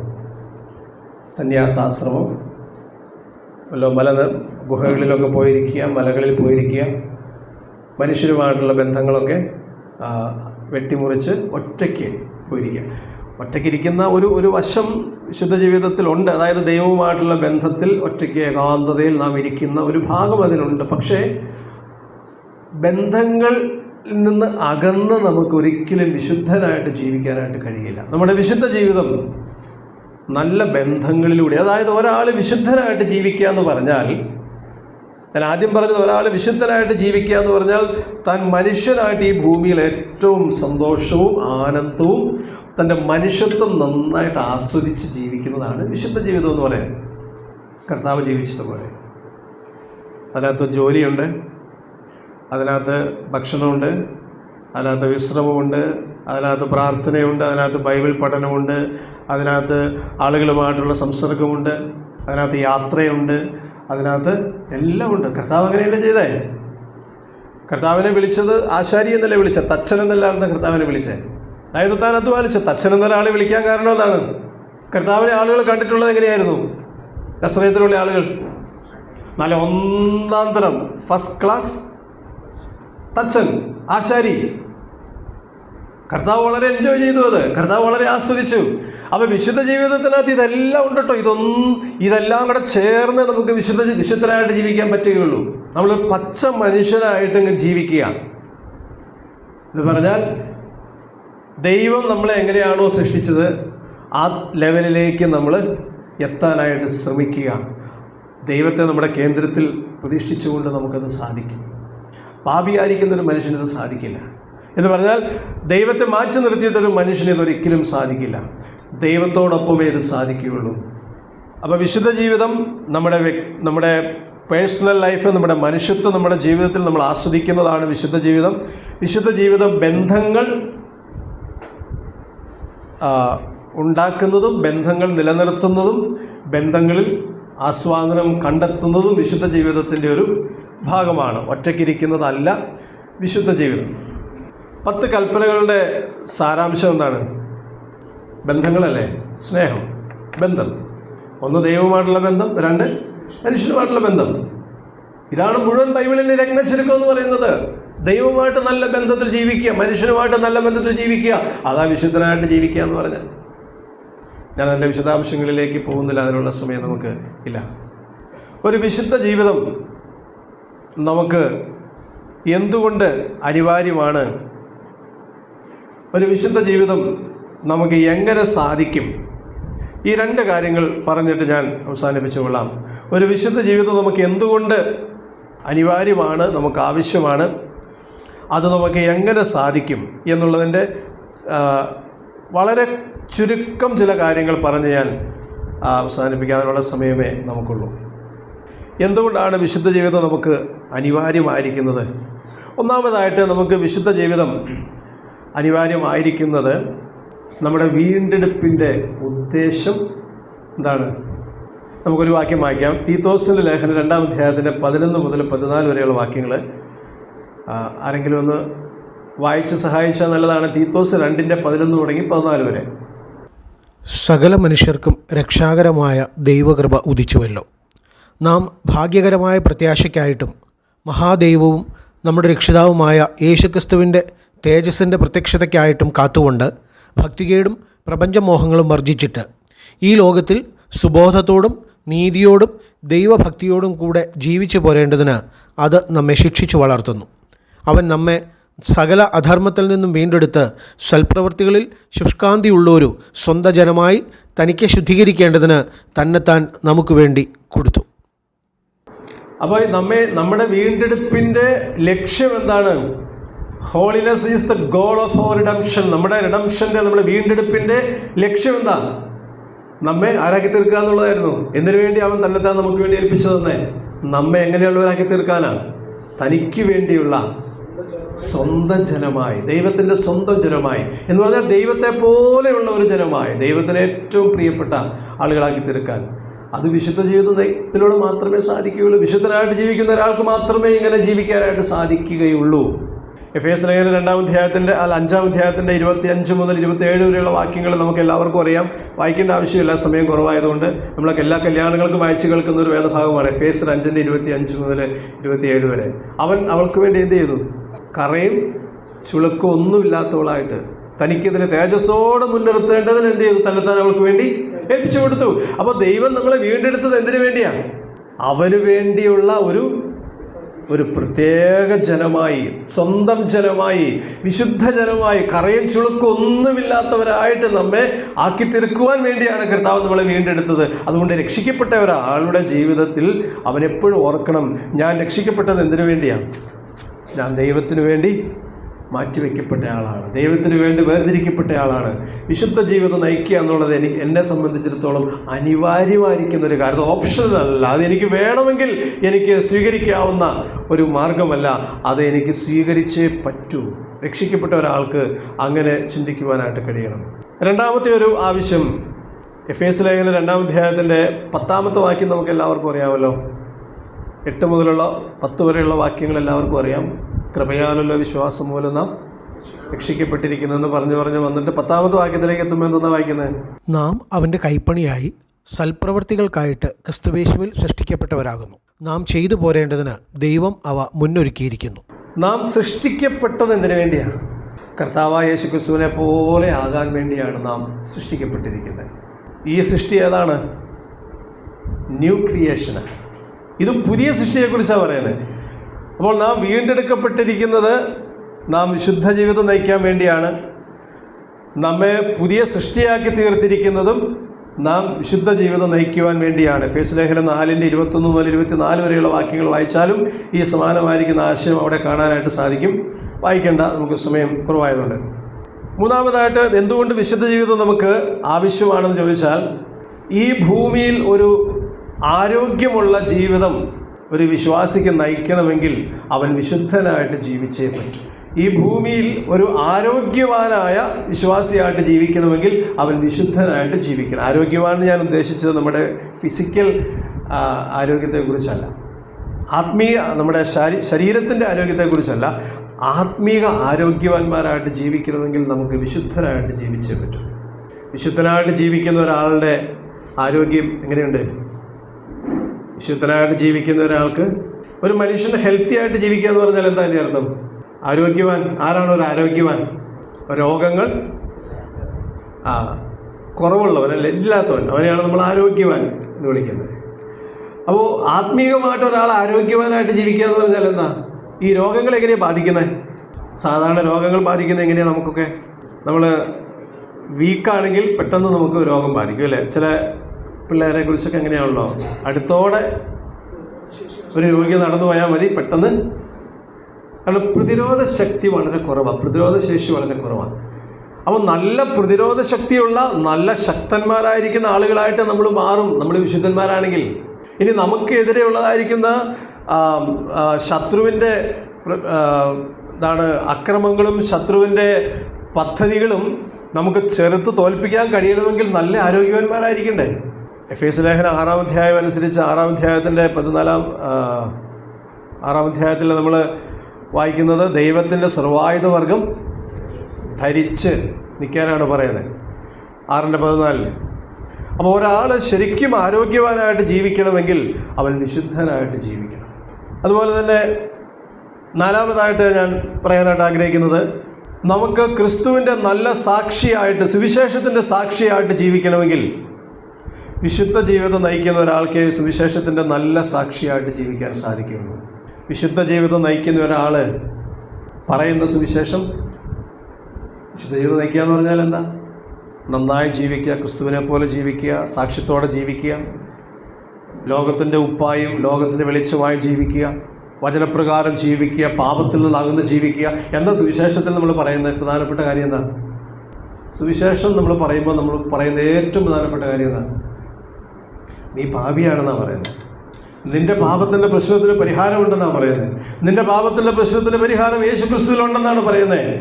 ഇത് പറയുന്ന നാം പാപം ചെയ്തുകൊണ്ട് ജീവിക്കുന്ന ആളാണെങ്കിലോ, നാം വിശുദ്ധ ജീവിതം നയിക്കാത്ത ഒരാളാണെങ്കിലോ, കേട്ടിട്ട് ആളുകൾ എന്ത് പറയും?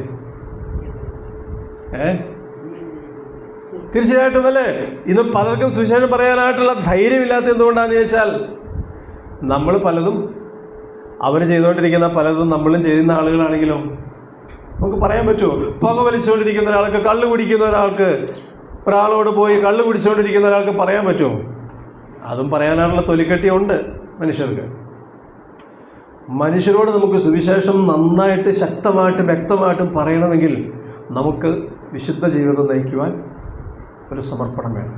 ഞാൻ പറയട്ടെ, വിശുദ്ധനായിട്ട് ജീവിക്കുന്ന ഒരാൾ, അവൻ്റെ മുൻപിൽ ലോകം ഭയക്കും. വിശുദ്ധനായിട്ട് ജീവിക്കുന്ന ആളുകളെ ലോകത്തിന് ഭയമാണ്. ഈ ജോൺ വെസ്ലിയുടെ ആളുകളെ ഹോളി പീപ്പിൾ എന്ന് വിളിച്ചതിൻ്റെ ഒരു കാരണം, അവരെ ലോകം ഭയപ്പെട്ടിരുന്നെന്നാണ് പറയുന്നത്. കാരണം അവരുടെ വിശുദ്ധ ജീവിതമായിരുന്നു അതിൻ്റെ കാരണം. പ്രാർത്ഥിക്കുകയും ദൈവവചനപ്രകാരം ജീവിക്കുകയും ദൈവത്തെ അനുസരിച്ച് ജീവിക്കുകയും ചെയ്യുന്ന മനുഷ്യരുടെ മുൻപിൽ നിൽക്കാനായിട്ട് ലോകത്തിന് കഴിയില്ല. നമ്മൾ ജോൺ നോക്സിനെ കുറിച്ച് ഇങ്ങനെ കേട്ടിട്ടുണ്ടല്ലോ, നമ്മളത് പലപ്പോഴും പറഞ്ഞ് കേട്ടിട്ടുള്ള ഒരു പ്രസ്താവനയാണ്. ബ്ലഡി മേരി ജോൺ നോക്സിനെ കുറിച്ച് പറഞ്ഞൊരു പ്രസ്താവന ചിലരെങ്കിലും ഓർക്കുന്നുണ്ടായിരിക്കും. ഇംഗ്ലണ്ടിലെ രാജ്ഞിയായിരുന്ന Mary, queen Mary, bloody Mary എന്ന ആ രാജ്ഞിയെ വിളിക്കാൻ കാരണം ഒത്തിരി രക്തച്ചൊരിച്ചിൽ നടത്തിയിട്ടുള്ള, ഒത്തിരി വിശ്വാസികളെ കൊന്ന ആ ഒരു കത്തോലിക്ക രാജ്ഞിയായിരുന്നു ബ്ലഡി മേരി. ഈ ബ്ലഡി മേരി ജോൺ നോക്സ് ജീവിച്ചിരുന്ന കാലത്ത് ജീവിച്ചിരുന്ന ഒരാളായിരുന്നു. ജോൺ നോക്സ് എന്ന് പറയുന്ന സ്കോട്ട്ലൻഡിൻ്റെ കർത്താവിന് വേണ്ടി നേടിയ ഭക്തരായൊരു മനുഷ്യൻ. അദ്ദേഹത്തിൻ്റെ മുൻപിൽ ബ്ലഡി മേരി പറഞ്ഞൊരു പ്രസ്താവനയുണ്ട്. ആ സ്ത്രീ പറഞ്ഞ, ആ രാജ്ഞിയാണ്, ഇംഗ്ലണ്ടിലെ രാജ്ഞിയാണ്. അവൾ പറഞ്ഞു, 1000 പട്ടാളക്കാർ എൻ്റെ നേരെ തോക്കുമേന്തി എനിക്കെതിരെ നിന്നാൽ എനിക്ക് അത്രയും ഭയമില്ല. പക്ഷേ ജോൺ നോക്സ് എനിക്ക് വേണ്ടി പ്രാർത്ഥിക്കുമ്പോൾ ഞാൻ ഭയക്കുന്നു എന്നാണ് ബ്ലഡി മേരി പറഞ്ഞത്. ജോൺ നോക്സിനോട് ബ്ലഡി മേരിക്ക് റിക്വസ്റ്റ് ചെയ്തു, please you don't pray for me. എനിക്ക് ഭയമാണെന്ന് പറഞ്ഞു. 1000 പട്ടാളക്കാർ എൻ്റെ നേരെ തോക്ക് ചൂണ്ടി നിന്നാലും ഞാൻ അത്രയും ഭയക്കുന്നില്ല. വിശുദ്ധ ജീവിതം നയിക്കുന്ന ഒരു മനുഷ്യനെ ഞാൻ ഭയക്കുന്നു എന്നാണ് ലോകത്തിലെ അതിശക്തയായിരിക്കുന്ന ഒരു രാജ്ഞി പറഞ്ഞത്. വിശുദ്ധ ജീവിതം നയിക്കുന്ന മനുഷ്യരുടെ മുൻപിൽ പലർക്കും നിൽക്കാനായിട്ട് കഴിയില്ല. നമുക്ക് വേറെ ഒന്നുമില്ലെങ്കിലും, നമുക്ക് പണത്തിൻ്റെ കൊഴുപ്പോ പണത്തിൻ്റെ കരുത്തോ അധികാരത്തിൻ്റെ കരുത്തോ ഒന്നും നമുക്കില്ല. നമ്മളൊക്കെ സാധാരണക്കാരായിരിക്കുന്ന മനുഷ്യരാണ്. പക്ഷെ ഞാൻ പറയട്ടെ, ഞാനും നിങ്ങളും വിശുദ്ധരായിട്ട് ജീവിച്ചാൽ നമ്മുടെ മുൻപിൽ ഈ ലോകത്തിന് നിൽക്കാനായിട്ട് കഴിയില്ല. ലോകത്തിൻ്റെ മുട്ടടിക്കും വിശുദ്ധന്മാരുടെ മുൻപിൽ നിൽക്കുമ്പോൾ. കാരണം വിശുദ്ധന്മാർ കർത്താവായിരിക്കുന്ന യേശു ക്രിസ്തുവിനെ ജീവിതത്തിൽ ജീവിച്ച് കാണിച്ചു കൊടുക്കുന്ന ആളുകൾ, പാപത്തെ ഭയപ്പെടുന്ന ആളുകൾ, പാപത്തിൻ്റെ മുൻപിൽ നടുങ്ങുന്ന ആളുകൾ, അങ്ങനെയുള്ള ആളുകളുടെ മുൻപിൽ ലോകത്തിന് നിൽക്കാനായിട്ട് കഴിയില്ല. നമുക്ക് വിശുദ്ധരായിട്ട് ജീവിക്കണം. എന്തുകൊണ്ട് വിശുദ്ധ ജീവിതം നയിക്കണമെന്നാണ് ഞാൻ പറഞ്ഞത്. അത് നമുക്ക് അനിവാര്യമാണ്. എന്തുകൊണ്ടത് അനിവാര്യമാണ് എന്നാണ് ഞാൻ പറഞ്ഞത്. ഒരു വാക്കും കൂടെ പറഞ്ഞിട്ട് ഞാൻ അവസാനത്തെ ഒരു പോയിന്റ് കൂടെ പറഞ്ഞിട്ട് ഞാൻ നിർത്താം. വിശുദ്ധ ജീവിതം നമുക്ക് എന്തുകൊണ്ട് ആവശ്യമെന്ന് ചോദിച്ചാൽ, ഈ ഭൂമിയിൽ ഏറ്റവും സന്തോഷവാനായിട്ട് ജീവിക്കുവാൻ കഴിയുന്നത് വിശുദ്ധ ജീവിതം നയിക്കുന്ന ഒരാൾക്കാണ്. അതുകൊണ്ട് നമുക്ക് വിശുദ്ധ ജീവിതം ആവശ്യമാണ്. ഈ ഭൂമിയിൽ ഏറ്റവും സന്തോഷവാനായിട്ട് ജീവിക്കുവാൻ കഴിയുന്നത് വിശുദ്ധ ജീവിതം നയിക്കുന്ന ഒരാൾക്കാണ്. ഇന്ന് ലോകത്തിലെ ഒരു തെറ്റിദ്ധാരണയുണ്ട്. ലോകത്തിൻ്റെ തെറ്റിദ്ധാരണ, പ്രത്യേകിച്ച് നമ്മുടെ ഇടയിലും ചെറുപ്പക്കാരുടെ ഇടയിലൊക്കെയുള്ള ഒരു തെറ്റിദ്ധാരണ എന്താണ്? പല ചെറുപ്പക്കാരും മുൻപോട്ട് വരാത്തത് എന്തുകൊണ്ടാണ്? ആത്മീയ ഉത്സാഹമൊക്കെ കാണിക്കാത്തത് എന്തുകൊണ്ടാണ്? സഭയിലേക്ക് അധികം വരാത്തത് എന്തുകൊണ്ടാണ്? സഭയിലെ ആക്ടിവിറ്റീസിലൊന്നും അധികം ഇൻവോൾവ്ഡ് ആകാത്തതിൻ്റെ കാരണം എന്താ? പല ചെറുപ്പക്കാരും അവർ പറയുന്നത്, സഭയിൽ വന്നു കഴിഞ്ഞാൽ പിന്നെ രക്ഷിക്കപ്പെട്ട് സഭയിൽ വന്നു കഴിഞ്ഞാൽ, സ്നാനപ്പെട്ട് സഭയുടെ ഭാഗമായിട്ട് തീർന്നു കഴിഞ്ഞാൽ പിന്നെ എന്ത് പറ്റില്ല? പിന്നെ ജീവിതം എങ്ങനെ അടിപൊളിയായിട്ട് സന്തോഷമായിട്ട് ജീവിക്കാൻ പിന്നെ പറ്റില്ല എന്നാണ് പറയുന്നത്. എൻ്റെ പ്രിയ കുഞ്ഞുങ്ങളെ, ഞാൻ പറയാം, അത് വെറും മിഥ്യാധാരണയാട്ടോ. വിശുദ്ധ ജീവിതം നയിക്കുന്ന ഒരാൾക്ക് കിട്ടുന്നത് പോലെയുള്ള സന്തോഷവും ആനന്ദവും ഈ ലോകത്തിലെ ഒരു മനുഷ്യനും കിട്ടിയില്ല. ഇന്ന് അവരെ കിട്ടിയിട്ടില്ല. വിശുദ്ധ ജീവിതം നയിക്കുന്ന ഒരാൾ അനുഭവിക്കുന്ന സന്തോഷം ചിലപ്പോൾ നിങ്ങൾ കണ്ടിട്ടുള്ള വിശുദ്ധന്മാർ ശരിയായ വിശുദ്ധന്മാരല്ലാത്തതുകൊണ്ടായിരിക്കും കേട്ടോ. കാരണം നമ്മുടെയൊക്കെ ചെറുപ്പക്കാർ കണ്ടിട്ടുള്ള വിശുദ്ധന്മാർ നമ്മളെപ്പോലെയുള്ളവരൊക്കെ അല്ലേ? നമ്മളെപ്പോലെയുള്ളവരൊക്കെ എങ്ങനെയാണ് ജീവിക്കുന്നത്? വിശുദ്ധ ജീവിതം നയിച്ച് നമ്മൾ കാണിച്ചു കൊടുത്തേക്കണത് എങ്ങനെയാണ്? ആത്മീയ കാര്യങ്ങൾ ചെയ്യുന്നതും ആത്മീയ ജീവിതം നയിക്കുന്നതൊക്കെ നമുക്കൊരു വീർപ്പും മുട്ടലും വിമ്മിഷ്ടവും കഷ്ടപ്പെട്ട് കടിച്ച് പിടിച്ചൊക്കെയാണ് നമ്മൾ ജീവിക്കുന്നത്, അല്ലേ? അതുകൊണ്ട് അത് കണ്ട് വളരുന്ന നമ്മുടെ അടുത്ത തലമുറയിലുള്ളവർ എന്ത് ചിന്തിക്കും? ഓ, നല്ല ഭക്തന്മാരായിട്ടും നല്ല വിശ്വാസികളായിട്ടും വിശുദ്ധ ജീവിതമൊക്കെ നയിച്ചു കഴിഞ്ഞാൽ ജീവിതം എൻജോയ് ചെയ്യാൻ പറ്റില്ല. ജീവിതം എൻജോയ് ചെയ്യണമെങ്കിൽ ഇങ്ങനെ ലോകത്തിൽ കൂട്ടുകാരുടെയൊക്കെ കൂടെ കൂടി നടന്ന് അവിടെ പോയി ഇവിടെ പോയി തിന്നു കുടിച്ചത് കണ്ട് ഇതൊക്കെ ചെയ്ത് ജീവിച്ചാൽ എന്താ ജീവിതം, എന്ത് അടിപൊളിയാണെന്നാണ് ചിന്തിക്കുന്നത്. എൻ്റെ പ്രിയപ്പെട്ടവരെ, വിശുദ്ധ ജീവിതം നിങ്ങളൊന്ന് നയിച്ചു നോക്കിക്കുക. അതിലിപ്പര ആനന്ദം എന്താ എന്ന് പറഞ്ഞാൽ, കർത്താവിൻ്റെ സന്നിധിയിൽ ഇരിക്കുന്ന, കർത്താവിൻ്റെ സ്വഭാവത്തോട് അനുരൂപരായിത്തീരുന്ന, കർത്താവിനെ ആസ്വദിക്കുന്ന, കർത്താവിൻ്റെ ഗുണങ്ങളും സ്വഭാവങ്ങളും നമ്മുടെ ജീവിതത്തിൽ പകർത്തി ജീവിക്കുമ്പോൾ ജീവിതത്തിൽ എന്ത് ആനന്ദമാണെന്നറിയോ, എന്ത് സന്തോഷമാണെന്നറിയോ, എന്ത് സംതൃപ്തിയാണെന്നറിയാമോ. നമ്മൾ ആദ്യം ശലോമോന്റെ പേര് നമ്മളിവിടെ പറഞ്ഞായിരുന്നല്ലോ. മറിച്ച് നമുക്ക് പറയാൻ കഴിയുന്ന ഒന്നാമത്തെ വ്യക്തി ശലോമോനായിരിക്കും. ഒരു പക്ഷേ ശലോമോനെ പോലെ ജീവിതം ആസ്വദിക്കാനായിട്ട് സാധ്യതയുണ്ടായിരുന്ന, ശ്രമിച്ച വേറെ ഏത് മനുഷ്യനാണ്? ഒരുപക്ഷെ നമ്പർ 1 മനുഷ്യൻ സോളമനാണ്. പക്ഷെ സോളമനോട് ചോദിച്ചാൽ സോളമൻ എന്ത് പറയും? ജീവിതം ആസ്വദിച്ചോ എന്ന് ചോദിച്ചാൽ സോളമൻ എന്താ പറയുന്നത്? യൗവനക്കാരെ വിളിച്ചിട്ടില്ല അദ്ദേഹം അവസാനം പറഞ്ഞു നിർത്തുന്നത് എന്താ? യൗവനക്കാരാ കേട്ടോ, പോക്കാന്ന് പറഞ്ഞു, നിങ്ങൾ ഈ എന്റെ വഴിയിൽ പോയാൽ വട്ടപൂജ്യം തന്നെ. നമ്മുടെ പച്ച മലയാള ഭാഷയിൽ പറഞ്ഞാൽ വട്ടപൂജ്യമാണ്. സന്തോഷം എന്തോരം കിട്ടി? ശലോമോൻ എന്ന് പറയും മായ, വട്ടപൂജ്യം. ജീവിതം എന്തോരം ആസ്വദിച്ചു ചോദിച്ചാൽ അദ്ദേഹം എന്ന് പറയും കുറച്ച് കള്ള് കുടിച്ച് ശരിയാ, കുറച്ച് കല്യാണമൊക്കെ കഴിച്ച് ശരിയാ, കുറച്ച് കൂട്ടുകൂടി ശരിയാ, കുറച്ച് മ്യൂസിക് ഒക്കെ എൻജോയ് ചെയ്തു, കുറച്ച് സമ്പാദിച്ചു, കുറച്ച് നേടി, കുറച്ച് വിദ്യാഭ്യാസമൊക്കെ നേടി, ലോകത്തിലെ പേരുകൊണ്ട് ഒന്നാമനായി. പക്ഷെ ജീവിതം ആസ്വദിച്ചോ, ജീവിതം സന്തോഷിച്ചോ എന്ന് ചോദിച്ചാൽ സോളമൻ എന്ത് പറയും? എന്റെ കുഞ്ഞുങ്ങളെ ഒന്നും കിട്ടിയില്ല, വെറും മായ. ഇതൊക്കെ മായ എന്ന് പറഞ്ഞു. എന്നിട്ട് അവസാനം അദ്ദേഹം പറഞ്ഞത് എന്താ? എല്ലാറ്റിന്റെ സാരം ഞാൻ പറയാം. എന്താ സാരം? ദൈവത്തെ ഭയപ്പെട്ടെ എന്ന് പറഞ്ഞാൽ എന്താ? വിശുദ്ധിയോടെ ജീവിക്കാന്നല്ല, ഒറ്റവാക്കി പറഞ്ഞു. വിശുദ്ധ ജീവിതം നയിച്ചാൽ നിങ്ങൾക്ക് ജീവിതത്തിൽ ഭയങ്കര സന്തോഷം കിട്ടും, ആനന്ദം കിട്ടും, ജീവിതം ആസ്വദിക്കാൻ പറ്റും. അതുകൊണ്ട് നമുക്ക് വിശുദ്ധ ജീവിതം എത്ര അനിവാര്യമാണ്. ഞങ്ങളൊരു ഭാഗം കൂടെ, ഒരു വാക്കും കൂടെ, ഒരു വാക്കല്ല, ഒരു അവസാനമായിട്ട് ഒരു പോയിന്റ് കൂടെ പറഞ്ഞിട്ട് ഞാൻ നിർത്താം. അതായത് വിശുദ്ധ ജീവിതം നമുക്ക് എങ്ങനെ സാധിക്കും, അതിന്റെ പ്രായോഗികമായിരിക്കുന്ന ഒരു വശം ഞാൻ പറഞ്ഞിട്ട് ഞാൻ നിർത്താം.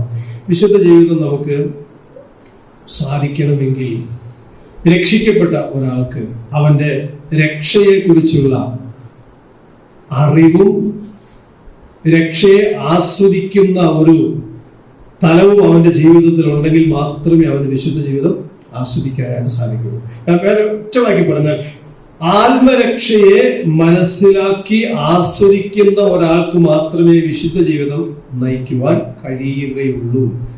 രക്ഷ എന്തെന്ന് മനസ്സിലാക്കി രക്ഷയിൽ ആസ്വാദനം കണ്ടെത്തുന്ന ഒരാൾക്ക് വിശുദ്ധ ജീവിതം നയിക്കാനായിട്ട് സാധിക്കും. ഞാൻ ചെറിയൊരു വിശദീകരണം തന്ന് ഞാൻ നിർത്തിക്കണം. 116 സങ്കീർത്തനത്തിന്റെ 16 മുതൽ 18 വരെയുള്ള വാക്യങ്ങളൊന്ന് വേഗം ഒന്ന് വായിച്ചു. 116 സങ്കീർത്തനം പല റെഫറൻസസും വായിക്കാനുണ്ടെങ്കിലും സമയം കുറവായിട്ട് ഞാനത് വായിപ്പിക്കുന്നില്ല. 116 സങ്കീർത്തനത്തിന്റെ 16 മുതൽ 18 വരെ. യഹോവേ, ഞാൻ നിന്റെ ദാസനാകുന്നു, നിന്റെ ദാസനും നിന്റെ ദാസിയുടെ മകനും തന്നെ. നീ എൻ്റെ ബന്ധനങ്ങളെ അഴിച്ചിരിക്കുന്നു. ഞാൻ നിനക്ക് സ്തോത്രയാഗം കഴിച്ച് യഹോവയുടെ നാമം വിളിച്ചപേക്ഷിക്കും. യഹോവയുടെ ആലയത്തിൻ്റെ പ്രാകാരങ്ങളിലും യെരൂശലേമേ നിന്റെ നടുവിലും ഞാൻ യഹോവയ്ക്ക് എൻ്റെ നേർച്ചകളെ അവൻ്റെ സകല ജനവും കാണുക കഴിക്കും. യഹോവയെ സ്തുതിപ്പിൻ. അതായത് താൻ ദൈവത്തെ ആസ്വദിച്ചുകൊണ്ട് ഏത് കാര്യത്തിലാണ്? നിന്റെ രക്ഷയെ രക്ഷയുടെ പാനപാത്രം ഞാൻ എടുത്ത്, ആ രക്ഷ എന്നുള്ളതായിരിക്കുന്ന വാക്ക് അതിന്റെ സങ്കീർത്തനത്തിന്റെ ഒരു ഫ്രേസ് ആണ് രക്ഷ. താനോടെ പറയുന്ന രക്ഷ കേവല ആത്മരക്ഷ എന്നുള്ളത് മാത്രമല്ല, എങ്കിലും ഞാൻ ആ ഒരു വാക്ക് ഞാൻ ആ ഊന്നൽ കൊടുത്ത് പറയാനായിട്ട് ഞാൻ ആഗ്രഹിക്കുകയാണ്. രക്ഷ, നീ എനിക്ക് തന്ന രക്ഷ, അതാണ് തൻ്റെ സന്തോഷത്തിന്റെ ആനന്ദത്തിന്റെ അടിസ്ഥാനം എന്ന് പറയുന്നത്. ദൈവം തന്നതായിരിക്കുന്ന രക്ഷ. അപ്പൊ നമ്മുടെ വിശുദ്ധി ആരംഭിക്കുന്നത് എവിടെ നിന്നെന്ന് ചോദിച്ചാൽ രക്ഷ എന്നുള്ള വിഷയത്തിൽ നിന്നാണ് നമ്മുടെ വിശുദ്ധി ആരംഭിക്കുന്നത്. അപ്പൊ അതിന്റെ ചില ആസ്പെക്ട് ഞാൻ പറയാം, അതിന്റെ ചില വശങ്ങൾ. ഒന്ന്, നമ്മെ രക്ഷിച്ച ദൈവത്തെ കുറിച്ചുള്ള ആ ഒരു ചിന്തയാണ് നമ്മുടെ ഉള്ളിലേക്ക് ആദ്യം വരുന്നത്. ആ എന്നെ രക്ഷിച്ച ദൈവം ആരാണെന്നുള്ള ചിന്ത, ആരാണെന്നുള്ള തിരിച്ചറിവ്. എന്നെ രക്ഷിച്ചത് ആരാണ്? സങ്കീർത്തനത്തിൽ ഒത്തിരി വാക്യങ്ങൾ നമുക്ക് വായിച്ച, സങ്കീർത്തനത്തിൽ മാത്രമല്ല പുതിയ നിയമത്തിലുമുണ്ട്. ഒത്തിരി വാക്യങ്ങൾ വായിക്കണം, വായിച്ചെങ്കിലേ ഇത് എനിക്ക് നിങ്ങളുടെ അടുത്തേക്ക് കമ്മ്യൂണിക്കേറ്റ് ചെയ്യാനായിട്ട് കഴിയുള്ളൂ. പക്ഷെ സമയം അനുവദിക്കുന്നില്ലാത്തതുകൊണ്ട് ഞാനത് വായിക്കാതെ വിടുകയാണ്. അതായത് ദൈവം ആരാണെന്നുള്ള ഒരു അവബോധം, രക്ഷയും രക്ഷിച്ച ദൈവവും തമ്മിൽ ബന്ധപ്പെട്ടാണല്ലോ കിടക്കുന്നത്. എന്നെ രക്ഷിച്ചത് ആരാണ്? ഞാൻ അനുഭവിക്കുന്ന രക്ഷ എന്താണ്? എന്നെ രക്ഷിച്ച ദൈവം ആരാണ്? ഈ ഒരു തിരിച്ചറിവ് ഒരാളുടെ ഉള്ളിൽ ഉണ്ടാകുമ്പോൾ അത് അവനെ എത്തിക്കുന്നത് എന്നോടാന്ന് പറയുന്നത്, എന്നെ രക്ഷിച്ച ദൈവം. എന്നെ രക്ഷിച്ച ദൈവം ആരാണ്? ഭയങ്കരനായിരിക്കുന്ന ദൈവം. സങ്കീർത്തനത്തിൽ മുഴുവൻ നാം വായിക്കുന്ന ഒരു വാക്യമാണ് അല്ലേ? ദൈവമേ, നീ എത്ര ഭയങ്കരനാണ്. ദൈവത്തിന്റെ ഭയങ്കരത്വം, ദൈവത്തിന്റെ ആ മഹത്വം, അവന്റെ വല്ലഭത്വം, ഈ മഹാദൈവം എന്നെ രക്ഷിച്ചു എന്നുള്ളതാണ് എന്റെ രക്ഷയിൽ ഞാൻ ഓർക്കുന്നത്. എന്നെ അവൻ എങ്ങനെ രക്ഷിച്ച? ഈ മഹാദൈവം താഴേക്ക് ഇറങ്ങി വന്നു. ഫിലിപ്പിലെ 2-ാം അധ്യായത്തിൽ വായിക്കുന്നത് ഈ മഹാദൈവം, സർവവും സൃഷ്ടിച്ച ദൈവം, ഒരു വാക്കുകൊണ്ട് എല്ലാം ഉണ്ടാക്കിയവൻ, ഈ കാണുന്ന പ്രപഞ്ചത്തെ മുഴുവൻ ഒറ്റ വാക്കുകൊണ്ട് സൃഷ്ടിച്ചവൻ, അതിനെല്ലാം തന്റെ ശക്തികളെ വാക്കുകളിൽ നിലനിർത്തുന്നവൻ, വഹിക്കുന്നവൻ, സകലതും സാധിക്കുന്നവൻ, ഈ അത്ഭുതവാനായിരിക്കുന്ന ഈ മഹാദൈവം ഒരു മനുഷ്യനായിട്ട് ഈ ഭൂമിയിലേക്ക്, ഒരു സ്ത്രീയുടെ ഉദരത്തിൽ, അല്ലെ, ഒന്ന് ഓർത്ത് നോക്കിക്കേ, ഒരു ഭ്രൂണമായിട്ട്, ഒരു ഡോട്ടിന്റെ വലിപ്പമുള്ള ഒരു ഭ്രൂണമായിട്ട് ഒരു സ്ത്രീയുടെ വയറ്റിൽ ഈ മഹാദൈവം, അവൻ അത്ര ചുരുങ്ങി തന്നെ താഴ്ത്തി അവൻ ഇറങ്ങി വന്ന് ഇവിടെ ജനിച്ചപ്പോൾ ജനിക്കുവാൻ ഒരു സ്ഥലം കിട്ടാതെ പശുത്തൊട്ടിയിൽ കിടത്തപ്പെട്ടവനായിട്ട് ചീലകൾ ചുറ്റി അവനെ അവിടെ കിടത്തി. ഈ ഭൂമിയിലൂടെ അവൻ നടന്നു. ഇവിടെ അവൻ വിശന്നു നടന്നു, വിയർപ്പൊഴുക്കി, വേദനപ്പെട്ടു, എല്ലാവരും കൈവിടപ്പെട്ടു, എല്ലാവരും അവനെ പരിഹസിച്ചു, നിന്ദിച്ചു, ആക്ഷേപിച്ചു. അവന്റെ സ്വന്തം ആളുകൾ പോലും അവനെ വിട്ട് ചോടിപ്പോയി. അവനെല്ലാം സഹിച്ച് എനിക്ക് വേണ്ടി, എന്നെയും കൂടെ രക്ഷിക്കുവാൻ വേണ്ടി ക്രൂശിൽ എല്ലാ വേദനയും സഹിച്ച്, മറുത്തൊരു വാക്കുപോലും ഉരിയാടാതെ, മുഖത്തെ തുപ്പലേറ്റ് അവൻ എല്ലാ വേദനയും സഹിച്ച് അവൻ ക്രൂശിൽ മരിച്ചാണ് എന്നെ രക്ഷിച്ചത്. എന്നെ രക്ഷിച്ച ഈ ദൈവത്തോട് എനിക്ക് ഉണ്ടാകേണ്ട കടപ്പാട് എന്താ? എന്നെ ഇങ്ങനെ രക്ഷിച്ച, ഇങ്ങനെ വീണ്ടെടുത്ത ഈ ദൈവത്തോടുള്ള എൻ്റെ ബന്ധം എന്തായിരിക്കണം? രക്ഷയെ ശരിക്കും ആസ്വദിക്കുന്ന ഒരാൾക്ക് മാത്രമേ, രക്ഷയെ ശരിക്കും അറിയുന്ന ഒരാൾക്ക് മാത്രമേ വിശുദ്ധ ജീവിതം നയിക്കാനായിട്ട് സാധിക്കുകയുള്ളൂ. അവൻ എന്നോട് കാണിച്ചതായിരിക്കുന്ന ദയയുടെ പ്രതികരണമാണ് എനിക്ക് വിശുദ്ധനായിട്ട് ജീവിക്കുവാനായിട്ട് കഴിയും. അവൻ്റെ മഹത്വത്തെ കുറിച്ചുള്ളതായിരിക്കുന്ന ഒരു ദാഹം എൻ്റെ ഉള്ളിൽ ഉണ്ടാകും. അതുകൊണ്ട് എൻ്റെ പ്രിയപ്പെട്ടവരെ, നാം വിശുദ്ധ ജീവിതം നയിക്കണമെങ്കിൽ കുറെ കൽപ്പനകൾ, അത് ചെയ്ത്, ഇത് ചെയ്യരുത്, ഇത് ചെയ്തത്, അത് ചെയ്യണം, ഇത് ചെയ്യണം എന്നൊക്കെ പറഞ്ഞുകൊണ്ട് കുറെ കൽപ്പനകൾ നമ്മുടെ മേലെ ഇങ്ങനെ ആരെങ്കിലും അടിച്ചേൽപ്പിച്ചാൽ നമുക്ക് വിശുദ്ധ ജീവിതം നയിക്കാനൊന്നും കഴിയില്ല. വിശുദ്ധ ജീവിതം നയിക്കണമെങ്കിൽ ശരിക്കും ക്രൂശിന്റെ ചുവട്ടിലേക്ക് ചെല്ലണം. ആ ക്രൂശിന്റെ ചുവട്ടിൽ ചെന്ന് ആ ക്രൂശിലേക്ക് നോക്കിയിട്ട് ആ ക്രൂശിനെ ശരിക്കും കണ്ടു കഴിയുമ്പോൾ നമ്മുടെ ഉള്ളിൽ ആ ദാഹം ഉണ്ടാകും, നമ്മുടെ ഉള്ളിൽ ആവശ്യബോധം ഉണ്ടാകും. അവിടെ നിന്ന് ആരംഭിക്കുന്നത് വിശുദ്ധ ജീവിതം. അതുകൊണ്ട് ക്രൂശിനെ മാറ്റി നിർത്തി, ഈ രക്ഷയെ മാറ്റി നിർത്തി, നമ്മെ രക്ഷിച്ച ദൈവത്തെക്കുറിച്ചുള്ള അവബോധവും അറിവും നമ്മുടെ ഉള്ളിൽ ഇല്ലെങ്കിൽ നമുക്ക് വിശുദ്ധരായിട്ട് ജീവിക്കാനായിട്ട് ഒരിക്കലും കഴിയില്ല. ഞാൻ എൻ്റെ വാക്കുകളെ നിർത്തിട്ട് ഞാൻ നിങ്ങളുടെ മുമ്പിൽ ഒരു ഒരൊറ്റ കാര്യം, ഒരു ചെറിയൊരു സ്പാർക്ക് ഇടാൻ വേണ്ടി ഞാൻ ശ്രമിച്ചു. ഇന്നത്തെ ലോകത്തിന് ആവശ്യം വിശുദ്ധന്മാരെയാണ്, ദൈവത്തിന് ആവശ്യം വിശുദ്ധന്മാരെയാണ്, സമൂഹത്തിന് ആവശ്യം വിശുദ്ധന്മാരെയാണ്, എറണാകുളത്തിന് ആവശ്യം വിശുദ്ധന്മാരെയാണ്, മാറാടിക്ക് ആവശ്യം വിശുദ്ധന്മാരെയാണ്, കേരളത്തിന് ആവശ്യം വിശുദ്ധന്മാരെയാണ്, ഭാരതത്തിന് ആവശ്യം വിശുദ്ധന്മാരെയാണ്. വിശുദ്ധന്മാരാകാനായിട്ട് കർത്താവ് ആളുകളെ വിളിക്കുന്നു. എന്നെ നിങ്ങളെ വിളിച്ചു, രക്ഷിച്ചു. അവൻ അന്ന് ആദ്യം നമ്മളെ എന്ത് ചെയ്തു? നമ്മുടെ സകല പാപങ്ങളും പോക്കി നമ്മെ അവൻ എന്താക്കി? വിശുദ്ധന്മാരാക്കി. നമ്മുടെ മേലിൽ എഴുതിയിരിക്കുന്നത് എന്താണ്? മുദ്ര എന്താണ്? ലേബൽ എന്താണ്? വിശുദ്ധൻ, നിഷ്കളങ്കൻ, കുറ്റമില്ലാത്തവൻ. ഈ ലേബല് കർത്താവ് നമുക്ക് തന്നില്ലേ? നമ്മളായിട്ട് ഉണ്ടാക്കിയെടുക്കുന്നതാണോ? അല്ല. ഇനി നമ്മൾ എന്ത് ചെയ്താൽ മതി? ഈ ക്രൂശിന്റെ അടുത്തേക്ക് ചെന്നിട്ട് ഈ ക്രൂശിലേക്ക് നോക്കിയിട്ട് എന്നെ ഇതുപോലെ സ്നേഹിച്ച് എത്ര വില തന്നെ വീണ്ടെടുത്ത, തനിക്ക് വേണ്ടി എന്നെ, ഈ അശുദ്ധനായ, ഈ കഴിവില്ലാത്ത, യോഗ്യതയില്ലാത്ത എന്നെ ഈ മഹാദൈവത്തിന്റെ പരിപാടിക്ക് വേണ്ടി മാറ്റിവെച്ച അവന് വേണ്ടി ഞാൻ ആ നിലവാരം കാത്തു സൂക്ഷിക്കുക. ജോൺ വെസ്ലി പറഞ്ഞ ഒരു പ്രസ്താവന പറഞ്ഞ് ഞാൻ അവസാനിപ്പിക്കട്ടെ. അദ്ദേഹം ഇങ്ങനെ പറഞ്ഞു, വളരെ പോപ്പുലർ ആയിരിക്കുന്ന ഒരു പ്രസ്താവന നമ്മൾ കേട്ടിട്ടുണ്ട്, ഗീവ് മീ 100 men. എനിക്ക് 100 പേരെ തരൂ. എങ്ങനെയുള്ള ആളുകളെയാണ്? പാപത്തെ ഭയക്കുന്ന ദൈവഭയമുള്ള, പാപത്തെ വെറുക്കുന്ന, പാപത്തോട് പേടിയുള്ള, ഭയമുള്ള 100 പേരെ എനിക്ക് തരൂ. എന്റെ ഒപ്പം അങ്ങനെ 100 പേരുണ്ടെങ്കിൽ ഞാൻ ഈ ലോകത്തെ കീഴ്മേൽ മറിക്കാമെന്ന് പറഞ്ഞു.